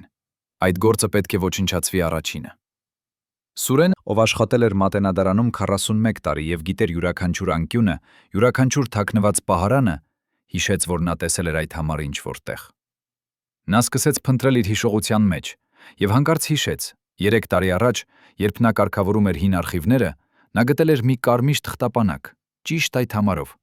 Բայց երբ նա փորձել էր բացել այն, նրան ասել էին, որ դա դասակարգված է որպես խիստ գաղտնի եւ նա չունի մուտքի իրավունք։ Ո՞վ էր տվել այդ հրատրամանը։ Ինչու այդ գործը պահվում էր Մատենադարանում, այնտեղ որտեղ սովորաբար պահվում են մհվում են միայն պատմական ձեռագրեր եւ հին գրքեր։ Եվ ամենակարևորը, արդյոք այդ գործը դեռ գոյություն ուներ, թե այն արդեն ոչնչացվել էր, ըստ այդ հին ցուցումների։ Սուրենը վերցրեց այդ փաստաթուղթը եւ գնաց դեպի արխիվների ամենախորը, այնտեղ, որտեղ պահվում էին ամենահին եւ ամենագաղտնի նյութերը։ Նա անցավ երկար միջանցքներով, որոնք լուսավորվում էին միայն մի քանի թույլ լամպերով, եւ հասավ մի ծանր մետաղական դռան, որը պահանջում էր հատուկ բանալի։ Նա բացեց դուռը եւ մտավ մի փոքրիկ սենյակ, որտեղ պատերը ծածկված էին դարակներով, լի թղթապանակներով եւ արկղերով։ Նա սկսեց փնտրել գործ համար 544-ը եւ 15 րոպե անց նա գտավ այն, թաքնված ամենավերևի դարակի ամենահեռավոր անկյունում, ծածկված փոշու հաստ շերտով։ Նա զգուշությամբ իջեցրեց թղթապանակը եւ դրեց սեղանի վրա։ Նրա ձեռքերը դողում էին, երբ նա բացեց կազմը եւ տեսավ ներսում եղածը։ Առաջին էջը պարունակում էր ամփոփում, նույն ամփոփումը, որը Արմինեն կարդացել էր անվտանգության ծառայությունների արխիվում։ Բայց այստեղ կային նաև լրացուցիչ փաստաթղթեր, որոնք Արմինեի արխիվում չկային։ Կային բժշկական զեկույցներ, մանրամասն նկարագրություններով դավաճանի հոգեկան վիճակի մասին, գրված տարբեր բժիշկների կողմից տարբեր տարիներին։ Կային ֆինանսական փաստաթղթեր, ցույց տալով ոչ միայն այն գումարները, որոնք դավաճանը ստացել էր Ադրբեջանից, այլ նաև հետագա կիսաբժշկությունները, որոնք պետք է կիսվեին նրա հետ։ Նրա հետևից նրան են հանդիպում տունը, դավաճանը ստացել էր Ադրբեջանից, այլև այն գումարները, որոնք նա ծախսել էր, գնելով շքեղ անշարժ գույք Դուբայում, Կիպրոսում եւ Լոնդոնում։ Կային նաև լուսանկարներ, դավաճանի գաղտնի հանդիպումների ժամանակ, նրա զրույցների ադրբեջանական եւ թուրք գործակալների հետ, նրա ճանապարհորդությունների դեպի օֆշորային երկրներ։ Բայց ամենը անհանգստացնող փաստաթուղթը գտնվում էր թղթապանակի վերջում՝ մի նամակ, գրված ձեռքով, թղթի վրա, որը դեղնել էր ժամանակի ընթացքում։ Այդ նամակը գրված էր 2019 թվականի դեկտեմբերին եւ այն ուղղված էր Հայաստանի նախագահին։ Նամակի հեղինակը, ով ստորագրել էր միայն իր անունի առաջին տառով, գրում էր. Ձեր գերազանցություն, ես գրում եմ ձեզ որպես վերջին հույս։ Ես ծառայել եմ այս երկրին 25 տարի եւ ես երբեք չեմ խախտել իմ երդումը։ Բայց այժմ ես տեսնում եմ, թե ինչպես մի մարդ, ով զբաղեցնում է բարձր պաշտոն ձեր կառավարությունում, դավաճանում է մեր երկիրը եւ վաճառում մեր ամենաթանկ գաղտնիքները մեր թշնամուն։ Ես ունեմ ապացույցներ, ձայնագրություններ, փաստաթղթեր, վկաներ։ Ես պատրաստ եմ ներկայացնել այս ապացույցները ձեզ անձամբ։ Բայց ես նաև գիտեմ, որ եթե ես գնամ պաշտոնական ուղիով, իմ գործը կկորի եւ ես կանհետանամ։ Ես խնդրում եմ ձեզ, տվեք ինձ անձնական հանդիպում, միայն մենք երկուսս, առանց որևէ միջնորդի։ Ես կբացահայտեմ ձեզ ամեն ինչ եւ դուք կկարողանաք որոշել ինչ անել այդ տեղեկատվության հետ։ Սուրենը կարդաց այդ նամակը 3 անգամ եւ յուրաքանչյուր անգամ նա զգում էր, թե ինչպես նրա սիրտը սկսում է ավելի արագ բաբախել։ Նա շրջեց էջը եւ տեսավ մի ուրիշ փաստաթուղթ, պատասխան նախագահի գրասենյակից։ Այդ պատասխանը գրված էր պաշտոնական թղթի վրա, նախագահի կնիքով, եւ այն ասում էր. Ձեր նամակը ստացվել է եւ փոխանցվել է համապատասխան ծառայություններին հետագա քննության համար։ Շնորհակալություն ձեր հայրենասիրության համար։ Այդ պատասխանը ստորագրված էր ոչ թե նախագահի, այլ նրա օգնականի կողմից։ Սուրենը հասկացավ, թե ինչ էր դա նշանակում։ Նամակը երբեք չհասավ նախագահին։ Այն կանգ առավ ինչ-որ մեկի մոտ, ով որոշեց, որ այն չպետք է գնա ավելի վեր։ Ով էր այդ մարդը։ Արդյոք նա ինքը էր դավաճանը, թե մեկ ուրիշը, ով աշխատում էր նրա համար։ Սուրենը շարունակեց կարդալ թղթապանակը, եւ նա հայտնաբերեց եւս մի շարք նամակներ, գրված տարբեր մարդկանց կողմից, բոլորը նույն թեմայի շուրջ։ Մի նամակ էր մի զինվորից, ով ծառայել էր Արցախում, եւ ով գրում էր, որ նա տեսել է, թե ինչպես է մի բարձրաստիճան պաշտոնյա այցելել ճակատագիծը եւ լուսանկարել բոլոր դիրքերը։ Մեկ ուրիշ նամակ էր մի ֆինանսական վերլուծաբանից, ով հայտնաբերել էր կերկասկածելի փոխանցումներ դեպի օֆշորային հաշիվներ։ Երրորդ նամակը գրել էր մի լրագրող, ով փորձել էր հետաքննել դավաճանության պատմությունը, բայց ում սպառնացել էին եւ ստիպել լռել։ Յուրաքանչյուր նամակ ավարտվում էր նույն խնդրանքով. «Խնդրում ենք գործել, մենք չենք կարող ավելի երկար սպասել»։ Բայց ոչ մի նամակի պատասխան չէր եկել։ Բոլորը կանգ էին առել նույն տեղում, նախագահի գրասենյակում, եւ բոլորը փոխանցվել էին համապատասխան ծառայություններին, որտեղ նրանք անհետացել էին առանց որևէ հետքի։ Սուրենը փակեց թղթապանակը եւ նստեց իր աթոռին։ Նա զգում էր, թե ինչպես նրա ուսերը ծանրանում են այն բեռից, որը նա հենց նոր հայտնաբերել էր։ Նա հասկացավ, որ այն, ինչ նա տեսել էր, չէր պարզապես մի դավաճանի պատմությունը, այլ ամբողջ համակարգի պատմությունը, որը թույլ տվեց, որ այդ դավաճանությունը շարունակվի տասնամյակներ։ Նա հասկացավ, որ խնդիրը ոչ թե մի մարդն էր, այլ ամբողջ կառուցվածքը, որը պաշտպանում էր այդ մարդուն եւ թույլ չէր տալիս, որ ճշմարտությունը բացահայտվի։ Նա մտածեց, ինչ պետք է անի այդ տեղեկատվության հետ։ Նա կարող էր պատճենել այն եւ փորձել հրապարակել, բայց նա գիտեր, որ եթե նա դա անի, նա կդառնա հաջորդ անհետացողը։ Նա կարող էր թաքցնել այն հետ եւ ձևացնել, որ երբեք չի տեսել, բայց նա գիտեր, որ եթե նա դա անի, նա երբեք չի կարողանա քնել հանգիստ։ Վերջապես Սուրենը կայացրեց մի որոշում։ Նա վերցրեց թղթապանակը եւ տարավ այն դեպի մատենադարանի ամենախորը, այնտեղ որտեղ կար մի հատուկ պահարան, որը նախատեսված էր ամենաթանկարժեք ձեռագրերի համար։ Այդ պահարանը պաշտպանված էր հրակայուն պողպատով, ջրակայուն կնիքներով, եւ այն կարող էր դիմակայել նույնիսկ ատոմային պայթյունի։ Նա դրեց թղթապանակը այդ պահարանի մեջ եւ փակեց այն 3 տարբեր բանալիներով։ Հետո նա գրեց մի նամակ, ուղղված ապագա սերունդներին։ Այդ նամակում նա բացատրեց, թե ինչ է պարունակում այդ թղթապանակը եւ ինչու նա որոշեց թաքցնել այն փոխանակ հրապարակելու։ Նա գրեց. «Ես գիտեմ, որ ճշմարտությունը պետք է բացահայտվի, բայց ես նաև գիտեմ, որ եթե ես փորձեմ բացահայտել այն հիմա, ես կկորցնեմ իմ կյանքը, եւ այդ ապացույցները կկորեն հավերժ։ Ուստի ես թողնում եմ այս թղթապանակը ձեզ, ապագա սերունդներին։ Երբ ժամանակը գա, երբ համակարգը փոխվի եւ ճշմարտությունը կարող է ազատորեն խոսվել, բացեք այս պահարանը եւ տեսեք, թե ինչ է եղել։ Սովորեք մեր սխալներից։ Մի թույլ տվեք, որ պատմությունը կրկնվի»։ Սուրենը դրեց այդ նամակը թղթապանակի վրա, փակեց պահարանը եւ հեռացավ։ Երբ նա դուրս էր գալիս մատենադարանից, նա լսեց ռմբականությունը։ Կարծես թե սպասվածն էր։ Իր հետ մոտ ավելի քիչ մարդիկ էին նամակը բացել։ Նրանք գնացին, թե նրանք սերունդներ էին, որոնք պահանջնում էին իրենց տները նոր տակավորներից եւ հունակի համար։ Տենադարանից նա լսեց ռմբակոծության ձայները գալիս Արցախից։ Նա նայեց երկնքին եւ տեսավ ծուխը բարձրանում հորիզոնից։ Նա գիտեր, որ այն, ինչ նա վախենում էր, արդեն սկսվել էր։ Նա գիտեր, որ այն ապացույցները, որոնք նա հենց նոր թաքցրել էր, կարող էին կանխել այդ ողբերգությունը, եթե դրանք հրապարակվեին ավելի վաղ։ Բայց նա նաև գիտեր, որ համակարգը չէր թույլ տալի, որ դա լինի։ Արդյոք այդ թղթապանակը երբևէ կբացվի, կամ գուցե այն կմնա թաքնված հավերժ, սպասելով այն օրվան, երբ Հայաստանը վերջապես պատրաստ կլինի դեմ նայել իր ամենամութ գաղտնիքներին։ Երբ 2021 թվականի հոկտեմբերի 10 թվականին հայկական զորքերը սկսեցին նահանջել Շուշիից եւ երբ պարզ դարձավ, որ պատերազմը կորցվում է, Երևանի կառավարական շենքի 4-րդ հարկում մի փոքրիկ սենյակում, որը սովորաբար օգտագործվում էր պահեստի համար, հավաքվեցին 5 մարդ, բոլորը հակած մութ կոստյումներ եւ բոլորը ունենալով նույն նպատակը։ Այդ 5 մարդիկ չէին պաշտոնական հանձնաժողով, չէին կառավարական խումբ, չէին նույնիսկ պաշտոնապես գոյություն ունեցող կազմակերպություն։ Նրանք էին այն մարդիկ, ովքեր տասնամյակներ շարունակ աշխատել էին ստվերում, պաշտպանելով այն գաղտնիքները, որոնք երբեք չպետք է տեսնեին լույսը։ Նրանք էին մաքրողները, այն մարդիկ, ովքեր ոչնչացնում էին անհարմար փաստաթղթերը, ջնջում էին վտանգավոր ձայնագրությունները եւ ստիպում էին լռել անհարմար վկաներին։ Այդ օրը նրանք հավաքվել էին քննարկելու իրենց վերջին առաջադրանքը՝ ոչնչացնել բոլոր ապացույցները դավաճանի մասին, նախքան պատերազմը ավարտվի եւ սկսվի հետպատերազմյան հետաքննությունը։ Նրանք ունեին ցուցակ, 17 տարբեր վայրերի, որտեղ պահվում էին ապացույցներ, անվտանգության ծառայությունների արխիվներ, մատենադարան, հիվանդանոցների բժշկական քարտեր, բանկային փաստաթղթեր, անձնական սեյֆեր։ Նրանք ունեին 36 ժամ, ամեն ինչ ավարտելու համար։ Ո՞վ էին այդ 5 մարդիկ։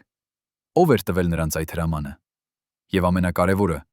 արդյոք նրանք հաջողեցին ոչնչացնել բոլոր ապացույցները, թե ինչ-որ բան մնաց, սպասելով այն օրվան, երբ ճշմարտությունը վերջապես կբացահայտվի։ Այդ 5 մարդկանցից ամենատարեցը 68-ամյա Գևորգը, ով ծառայել էր անվտանգության ծառայություններում 40 տարի եւ տեսել էր 4 տարբեր ռեժիմներ, բացեց հանդիպումը ասելով. «Մենք ունենք շատ քիչ ժամանակ։ Պատերազմը ավարտվելու է մի քանի օրվա ընթացքում, եւ երբ դա լինի, կսկսվի հետաքննություն։ Մարդիկ կպահանջեն պատասխաններ, ինչու պարտվեցինք, ով է մեղավոր։ Եթե նրանք գտնեն այն ապացույցները, որոնք մենք գիտենք, որ գոյություն ունեն, ամբողջ համակարգը կկործանվի։ Մեր առաջադրանքն է համոզվել, որ այդ ապացույցները երբեք չգտնվեն»։ Նա դրեց սեղանի վրա մի քարտեզ Երևանի, որի վրա նշված էին կարմիր էքսներով 17 տարբեր վայրեր։ Յուրաքանչյուր էքսի կողքին գրված էր, թե ինչ տեսակի ապացույց է պահվում այնտեղ եւ որքան ժամանակ է պետք դրա ոչնչացման համար։ Երկրորդ մարդը 55-ամյա Արտակը, ով մասնագիտացած էր կիբերանվտանգության մեջ եւ ով կարող էր ջնջել ցանկացած էլեկտրոնային տեղեկատվություն առանց որևէ հետք թողնելու, ասաց. «Ես արդեն սկսել եմ աշխատանքը էլեկտրոնային ապացույցների վրա։ Ես ջնջել եմ բոլոր ձայնագրությունները անվտանգության ծառայությունների սերվերներից,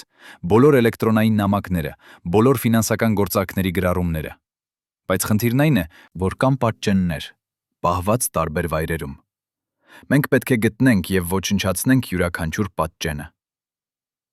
Երրորդ մարդը 49 տարեկան Նարեն, ով աշխատում էր արտաքին գործերի նախարարությունում եւ ուներ մուտք դեպի դիվանագիտական արխիվները, ավելացրեց. «Ես ստուգել եմ արտասահմանյան արխիվները։ Կան զեկույցներ մեր դեսպանատներից, որոնք նշում են կասկածելի գործունեություն։ Ես պետք է կապվեմ այդ դեսպանատների հետ եւ համոզվեմ, որ այդ զեկույցները ոչնչացվեն»։ Չորրորդ մարդը 51-ամյա Սոնան, կին, ով աշխատում էր առողջապահության նախարարությունում եւ ուներ մուտք դեպի բոլոր բժշկական արխիվները, ասաց. «Ամենադժվարը կլինի բժշկական փաստաթղթերը։ Կան տասնյակ բժիշկներ, ովքեր տեսել են դավաճանին եւ գրել են զեկույցներ նրա վիճակի մասին։ Մենք չենք կարող պարզապես ոչնչացնել այդ զեկույցները, որովհետեւ դա կառաջացնի կասկած։ Մենք պետք է փոխարինենք դրանք կեղծ զեկույցներով, որոնք ցույց կտան նորմալ առողջական վիճակ»։ 5-րդ մարդը 44-ամյա Վահեն, ով աշխատում էր ֆինանսների նախարարությունում եւ ուներ մուտք դեպի բանկային համակարգերը, ասաց. «Ֆինանսական հետքերը ամենավտանգավորն են։ Կան միլիոնավոր դոլարներ, որոնք փոխանցվել են օֆշորային հաշիվներ։ Ես կարող եմ ջնջել գրառումները հայկական բանկերից, բայց ես չեմ կարող վերահսկել միջազգային բանկերը։ Եթե ինչ-որ մեկը սկսի հետաքննություն միջազգային մակարդակով, նա կկարողանա գտնել այդ փոխանցումները»։ Գևորգը լսեց բոլորին եւ ասաց. «Մենք կանենք այն, ինչ կարող ենք։ Մենք կոչնչացնենք ամեն ինչ, ինչ գտնվում է մեր վերահսկողության տակ։ Ինչ վերաբերում է միջազգային հետքերին, մենք կփորձենք օգտագործել մեր դիվանագիտական կապերը, ճնշելու այդ հետաքննությունները»։ Նա բաժանեց ցուցակը 5 մասի եւ յուրաքանչյուրին տվեց իր առաջադրանքները։ Արտակը պատասխանատու էր էլեկտրոնային ապացույցների համար, Նարեն դիվանագիտական փաստաթղթերի համար, Սոնան բժշկական արխիվների համար, Վահեն ֆինանսական գրառումների համար, իսկի համար, իսկ Գևորգը ինքը պատասխանատու էր ֆիզիկական փաստաթղթերի համար։ Այն թղթապանակները, ձայնագրությունները, լուսանկարները, որոնք պահվում էին տարբեր արխիվներում։ Հաջորդ 36 ժամվա ընթացքում այդ 5 մարդիկ աշխատեցին առանց դադարի։ Արտակը նստեց իր համակարգչի առջև եւ ջնջեց հազարավոր ֆայլեր, օգտագործելով հատուկ ծրագրեր, որոնք ոչ միայն ջնջում էին տվյալները, այլև վերագրում էին դրանք այնպես, որ անհնար էր վերականգնել դրանք։ Նարեն զանգահարեց 10 տարբեր դեսպանատններ եւ հանձնարարեց նրանց ոչնչացնել բոլոր զեկույցները, որոնք վերաբերում էին դավաճանին։ Սոնան այցելեց 7 տարբեր հիվանդանոց եւ փոխարինեց բժշկական քարտերը կեղծ տարբերակներով։ Վահեն մուտք գործեց բանկային համակարգեր եւ ջնջեց հազարավոր գործարքների գրառումները։ Իսկ Գևորգը անձամբ այցելեց անվտանգության ծառայությունների արխիվը, մատենադարանը եւ այլ վայրեր, հավաքելով եւ ոչնչացնելով ֆիզիկական փաստաթղթերը։ Բայց երբ Գևորգը հասավ մատենադարան եւ փորձեց մուտք գործել այն հատուկ պահարանը, որտեղ Սուրենը թաքցրել էր գործ համար 544-ը, նա հայտնաբերեց, որ պահարանը պահանջում է 3 բանալի, եւ նա ուներ միայն 2-ը։ Երրորդ բանալին գտնվում էր Սուրենի մոտ, ով այդ պահին տանը էր եւ չէր պատասխանում հեռախոսին։ Գևորգը փորձեց բռնությամբ բացել պահարանը, բայց այն պաշտպանված էր այնպիսի ամուր պողպատով, որ անհնար էր բացել առանց բանալիների։ Նա հասկացավ, որ նա չի կարող ավարտել իր առաջադրանքը առանց այդ երրորդ բանալու։ Նա որոշեց ուղարկել մարդկանց Սուրենի տուն, գտնելու բանալին, բայց մինչև նրանք հասնեին, Սուրենը արդեն անհետացել էր։ 36 ժամ անց, երբ 5 մարդիկ նորից հավաքվեցին այդ նույն սենյակում, նրանք զեկուցեցին իրենց արդյունքները։ Արտակը ասաց. «Ես ջնջել եմ 98% էլեկտրոնային ապացույցներից, մնացած 1%-ը գտնվում է արտաքին սերվերներում, որոնց ես չունեմ մուտք»։ Նարեն ասաց.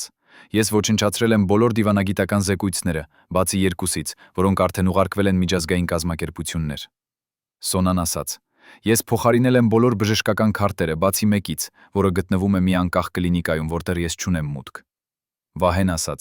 «Ես ջնջել եմ բոլոր հայկական գրառումները, բայց միջազգային բանկերում դեռ կան հետքեր»։ Գևորգը ասաց. «Ես ոչնչացրել եմ բոլոր ֆիզիկական փաստաթղթերը, բացի 1 թղթապապանակից, որը գտնվում է Մատենադարանում եւ որը ես չկարողացա բացել»։ 5 մարդիկ նայեցին միմյանց։ Նրանք հասկացան, որ նրանք ոչնչացրել էին մեծ մասը ապացույցների, բայց ոչ բոլորը։ Մնացել էին փոքր հետքեր, այստեղ եւ այնտեղ, որոնք կարող էին մի օր հանգեցնել ճշմարտության բացահայտմանը։ Գևորգը ասաց.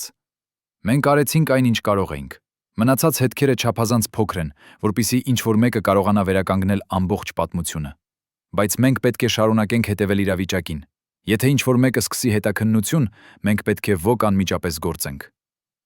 Արդյոք այդ մնացած հետքերը, այդ 1% էլեկտրոնային ապացույցները, այդ 2 դիվանագիտական զեկույցները, այդ 1 բժշկական քարտը, այդ միջազգային ֆինանսական գրառումները, այդ 1 թղթապանակը Մատենադարանում բավական են, որպիսի մի օր ճշմարտությունը բացահայտվի։ Կամ գուցե մաքրողները հաջողեցին իրենց առաջադրանքում, եւ դավաճանի պատմությունը հավերժ կմնա գաղտնիք։ Առաջին անգամ 35 տարվա ընթացքում այն մարդը, ով պատասխանատու էր Հայաստանի անվտանգության համար 2010 թվականից մինչև 2021 թվականը, համաձայնեց խոսել տեսախցիկի առջև։ Նրա անունը մենք չենք կարող հրապարակել իրավական պատճառներով, բայց նրա վկայությունը կփոխի ամեն ինչ, ինչ դուք մտածում էիք, որ գիտեք այս պատմության մասին։ Երբ նա նստեց մեր ստուդիայում, 71 տարեկան ձեռքերը դողալով, աչքերը լի արցունքներով, նա ասաց մի նախադասություն, որը սառեցրեց մեր արյունը։ Ես գիտեի ամեն ինչ։ Ես տեսնում էի յուրաքանչյուր զանգը, յուրաքանչյուր հանդիպումը, յուրաքանչյուր փոխանցումը։ Բայց ինձ ասացին լռել, եւ ես լռեցի, որովհետեւ վախենում էի իմ ընտանիքի համար։ Հաջորդ 3 ժամվա ընթացքում այդ մարդը պատմեց մեզ այնպիսի մանրամասներ, որոնք երբեք չեն հրապարակվել։ Սկսած այն օրվանից, երբ դավաճանը կատարեց իր առաջին կոնտակտը Բաքվի հետ, մինչև այն վերջին զանգը, որը նա կատարեց ճիշտ 3 ժամ առաջ, քան սկսվեր պատերազմը։ Նա բերեց իր հետ փաստաթղթեր, որոնք մաքրողները չկարողացան գտնել։ Ձայնագրություններ, որոնք նա պահել էր իր անձնական սեյֆում 11 տարի, եւ լուսանկարներ, որոնք ցույց են տալիս դավաճանի գաղտնի հանդիպումները այնպիսի մարդկանց հետ, որոնց անուններն այսօր բոլորը ճանաչում են։ Ինչու նա որոշեց խոսել հիմա, 3 տարի անց պատերազմից։ Ինչ փոխվեց, որ նա այլևս չի վախենում։ Եվ ամենակարևորը, արդյոք նրա վկայությունը բավական է, որպեսզի վերջապես բացահայտվի ճշմարտությունը։ Այդ մարդը, անվանենք նրան Կարեն, սկսեց իր պատմությունը 2010 թվականի մարտից, երբ նա նշանակվեց անվտանգության ծառայությունների հատուկ բաժնի ղեկավար, պատասխանատու արտաքին սպառնալիքների մոնիտորինգի համար։ Նրա առաջին առաջադրանքն էր ստուգել բոլոր բարձրաստիճան պաշտոնյաների կապերը արտերկրի հետ, հատկապես Ադրբեջանի եւ Թուրքիայի հետ։ 2 ամիս անց, երբ նա վերլուծում էր հեռախոսային ձայնագրությունները, նա հայտնաբերեց մի օրինաչափություն, որը անմիջապես գրավեց նրա ուշադրությունը։ Մի որոշակի համարից, որը գրանցված էր կառավարական ցանցում, կատարվում էին զանգեր դեպի Ադրբեջան, ամեն ամիս, միշտ նույն օրը, միշտ նույն տևողությամբ։ Կարենը սկսեց հետևել այդ զանգերին եւ շուտով նա հասկացավ, որ դա ոչ թե պատահական կապ էր, այլ համակարգված գործունեություն։ Կարենը հիշում է այն պահը, երբ նա առաջին անգամ լսեց դավաճանի ձայնը։ Դա եղել էր 2010 թվականի մայիսի 15-ին, երեկոյան ժամը 9:30-ին։ Զանգը տևել էր 14 րոպե 45 վայրկյան, եւ դրա ընթացքում դավաճանը տվել էր մանրամասն տեղեկատվություն Հայաստանի զինված ուժերի վերջին վերազինման ծրագրի մասին։ Նա նշել էր, թե որ տեխնիկան է ժամանել Ռուսաստանից, որ դիրքերում է տեղակայված, եւ ամենակարևորը, որ սպաներն ունեն թերություններ իրենց պատրաստվածության մեջ։ Կարենը անմիջապես զեկուցեց իր ղեկավարին, եւ սկսվեց ներքին հետաքննություն։ Բայց երբ հետաքննությունը հասավ այն կետին, որտեղ պետք է նույնականացվեր դավաճանը, Կարենին կանչեցին եւ ասացին. «Այդ հետաքննությունը պետք է դադարեցվի։ Դա հրաման է ամենավերևից»։ Կարենը չէր կարող հավատալ իր ականջներին։ Նա հարցրեց. «Բայց ինչու՞։ Մենք ունենք բոլոր ապացույցները, մենք գիտենք, թե ով է այդ մարդը»։ Նրա ղեկավարը նայեց նրան եւ ասաց. «Այդ մարդը շատ կարեւոր է համակարգի համար։ Եթե մենք ձերբակալենք նրան, դա կստեղծի քաղաքական ճգնաժամ, որը կարող է տապալել ամբողջ կառավարությունը։ Մենք չենք կարող թույլ տալ, որ դա լինի»։ Կարենը հասկացավ, որ նա կանգնած էր անհնարին ընտրության առաջ. կամ ենթարկվել հրամանին եւ լռել, կամ շարունակել հետաքննությունը եւ կորցնել իր աշխատանքը, կամ նույնիսկ ավելին։ Նա ընտրեց առաջին տարբերակը, բայց նա նաև որոշեց պահել բոլոր ապացույցները, հուսալով, որ մի օր նա կկարողանա օգտագործել դրանք։ Հաջորդ 11 տարվա ընթացքում Կարենը շարունակեց հետևել դավաճանին, գաղտնի, առանց որևէ մեկին ասելու։ Նա ձայնագրեց յուրաքանչյուր զանգ, լուսանկարեց յուրաքանչյուր հանդիպում, հետևեց յուրաքանչյուր ֆինանսական փոխանցման։ Նա ստեղծեց մի ամբողջական արխիվ, պարունակող ավելի քան 500 ձայնագրություն, 3000 լուսանկար եւ հազարավոր էջ փաստաթղթեր։ Այդ արխիվը նա պահում էր իր տանը, մի հատուկ սեյֆում, որը թաքնված էր նրա ստորգետնյա հարկում։ Նա երբեք չխոսեց դրա մասին իր կնոջ հետ, երբեք չպատմեց իր երեխաներին, երբեք չվստահեց որևէ մեկին։ Նա ապրում էր կրկնակի կյանք։ Օրվա ընթացքում նա էր հավատարիմ ծառայողը, ով կատարում էր իր պարտականությունները, իսկ գիշերները նա էր գաղտնի արխիվապահը, ով հավաքում էր ապացույցներ այն օրվա համար, երբ ճշմարտությունը վերջապես կկարողանար խոսվել։ Բայց այդ օրը երբեք չեկավ։ 2021 թվականի սեպտեմբերին, երբ սկսվեց պատերազմը, Կարենը հասկացավ, որ նրա լռությունը արժեցել է հազարավոր կյանքեր։ Նա տեսավ, թե ինչպես հայկական զորքերը պարտվում էին մի առաջ մյուսի, թե ինչպես Ադրբեջանը գիտեր ճիշտ, թե որտեղ հարձակվել, թե ինչպես նրանք ունեին ճշգրիտ տեղեկատվություն հայկական դիրքերի մասին։ Նա գիտեր, որ այդ ամենը հնարավոր էր դարձել նրա լռության շնորհիվ։ Նա զգում էր, թե ինչպես մեղքի զգացումը սկսում է ճզմել նրա կրծքավանդակը, թե ինչպես նա չի կարող քնել գիշերները, թե ինչպես նա տեսնում է զինվորների դեմքերը իր երազներում։ Պատերազմի ավարտից հետո, երբ սկսվեցին բողոքի ցույցերը եւ մարդիկ պահանջում էին պատասխաններ, Կարենը որոշեց, որ նա չի կարող ավելի երկար լռել։ Բայց երբ նա փորձեց կապվել լրատվամիջոցների հետ, նա հայտնաբերեց, որ ոչ ոք չէր ուզում լսել նրան։ Մի լրագրող ասաց. «Մենք չենք կարող հրապարակել այդպիսի պատմություն առանց ապացույցների»։ Մեկ ուրիշը ասաց. «Դա չափազանց վտանգավոր է։ Մենք չենք կարող ռիսկի ենթարկել մեր թերթը»։ Երրորդը պարզապես չպատասխանեց նրա զանգերին։ Կարենը հասկացավ, որ համակարգը դեռ շատ հզոր էր, եւ որ նույնիսկ 3 տարի անց պատերազմից ճշմարտությունը դեռ չէր կարող ազատորեն խոսվել։ Նա սկսեց կորցնել հույսը, բայց հետո նա ստացավ մի հեռախոսային զանգ մեզանից, մի անկախ հետաքննական թիմից, որը չէր վախենում համակարգից։ Մենք ասացինք նրան. «Մենք պատրաստ ենք լսել ձեր պատմությունը եւ հրապարակել այն անկախ հետևանքներից»։ Այդ զանգից 2 շաբաթ անց Կարենը նստեց մեր ստուդիայում եւ սկսեց խոսել։ Նրա վկայությունը տևեց 3 ժամ, եւ դրա ընթացքում նա բացահայտեց այնպիսի մանրամասներ, որոնք մենք երբեք չէինք լսել։ Նա պատմեց, թե ինչպես դավաճանը սկսեց իր կապերը Ադրբեջանի հետ, ոչ թե փողի համար, այլ փառասիրության համար։ Նա ուզում էր ճանաչում,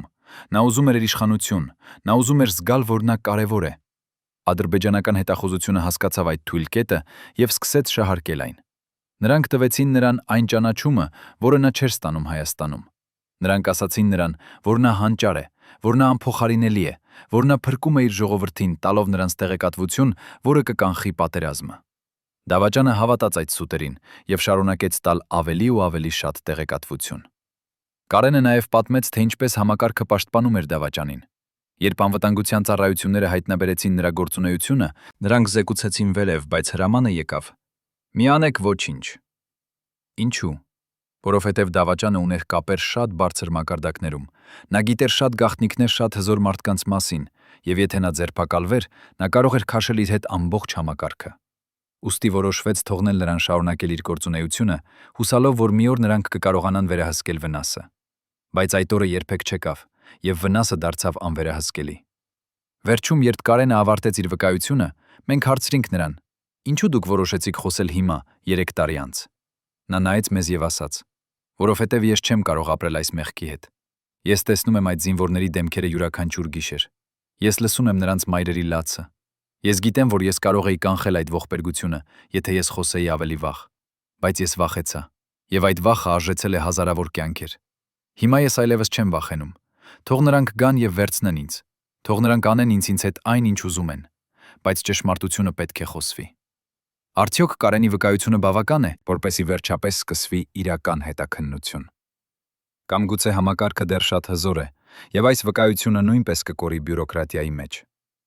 Երբ 2022 թվականի հունվարին Կարենի հարցազրույցը հրապարակվեց մեր կայքում, այն դիտվեց ավելի քան 2 միլիոն անգամ առաջին 24 ժամվա ընթացքում։ Սոցիալական ցանցերը պայթեցին բողոքի հաղորդագրություններով, մարդիկ պահանջում էին անմիջական հետաքննություն, եւ վարչապետի գրասենյակը ստիպված եղավ հայտարարություն անել։ Բայց այն, ինչ տեղի ունեցավ հաջորդ օրը, ցույց տվեց, թե որքան խորն է կոռուպցիան եւ որքան հզոր են այն ուժերը, որոնք պաշտպանում են դավաճանին։ Կարենի տունը ենթարկվեց խուզարկության, ոստիկանության կողմից, ով պնդում էր, որ նրանք փնտրում են ապօրինի զենք։ Նրա սեյֆը, որտեղ պահվում էին բոլոր ապացույցները, բացվեց եւ դատարկվեց։ Պաշտոնական տարբերակով ոչինչ կասկածելի չգտնվեց, բայց Կարենը գիտեր, որ նրանք վերցրել էին ամեն ինչ։ Նույն օրը 3 լրագրող, ովքեր փորձեցին հետաքննել պատմությունը, ստացան սպառնալիքներ իրենց ընտանիքների հասցեին։ Մեկ ուրիշ լրագրող, ով հրապարակեց հոդված դավաճանի ֆինանսական կապերի մասին, ձերբակալվեց զրպարտության մեղադրանքով։ Ինչ էր կատարվում։ Ինչու համակարգը այդքան ագրեսիվ էր արձագանքում ճշմարտության բացահայտմանը։ Եվ ամենակարևորը, ով էր այն ստվերային ուժը, որը վերահսկում էր այս ամբողջ գործողությունը։ Պատասխանը եկավ անսպասելի աղբյուրից։ 2 շաբաթ անց Կարենի հարցազրույցի հրապարակումից մենք ստացանք մի անանուն նամակ, ուղարկված հին ֆաքսի միջոցով, որը պարունակում էր մի փաստաթուղթ, տպագրված դեռևս 2019 թվականին։ Այդ փաստաթուղթը վերնագրված էր գործողության պլան, սուբյեկտ A-ի պաշտպանության համար։ Եվ այն պարունակում էր մանրամասն ցուցումներ, թե ինչպես պաշտպանել դավաճանին, եթե նրա գործունեությունը երբևէ բացահայտվի։ Փաստաթղթում նշված էր 12 տարբեր սցենար, սկսած լրատվամիջոցների վերահսկումից մինչև վկաների վախեցումը եւ ապացույցների ոչնչացումը։ Յուրաքանչյուր սցենարի համար կային կոնկրետ հանձնարարականներ, ում պետք է կապվել, ինչ պետք է ասել, ինչպես պետք է գործել։ Փաստաթղթի վերջում կար մի ստորագրություն, ոչ թե անուն, այլ պարզապես մի կոդ՝ օպերատոր Z։ Մենք սկսեցինք հետաքննել, ով է օպերատոր Z։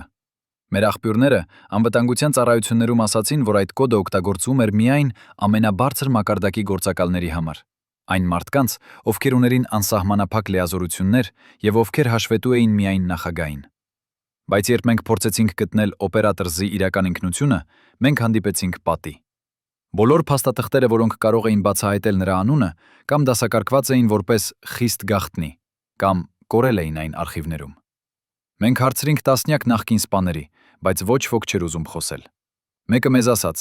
եթե դուք փնտրում եք օպերատոր Z-ին, դուք փնտրում եք ձեր սեփական մահը։ Բայց մենք չդադարեցինք։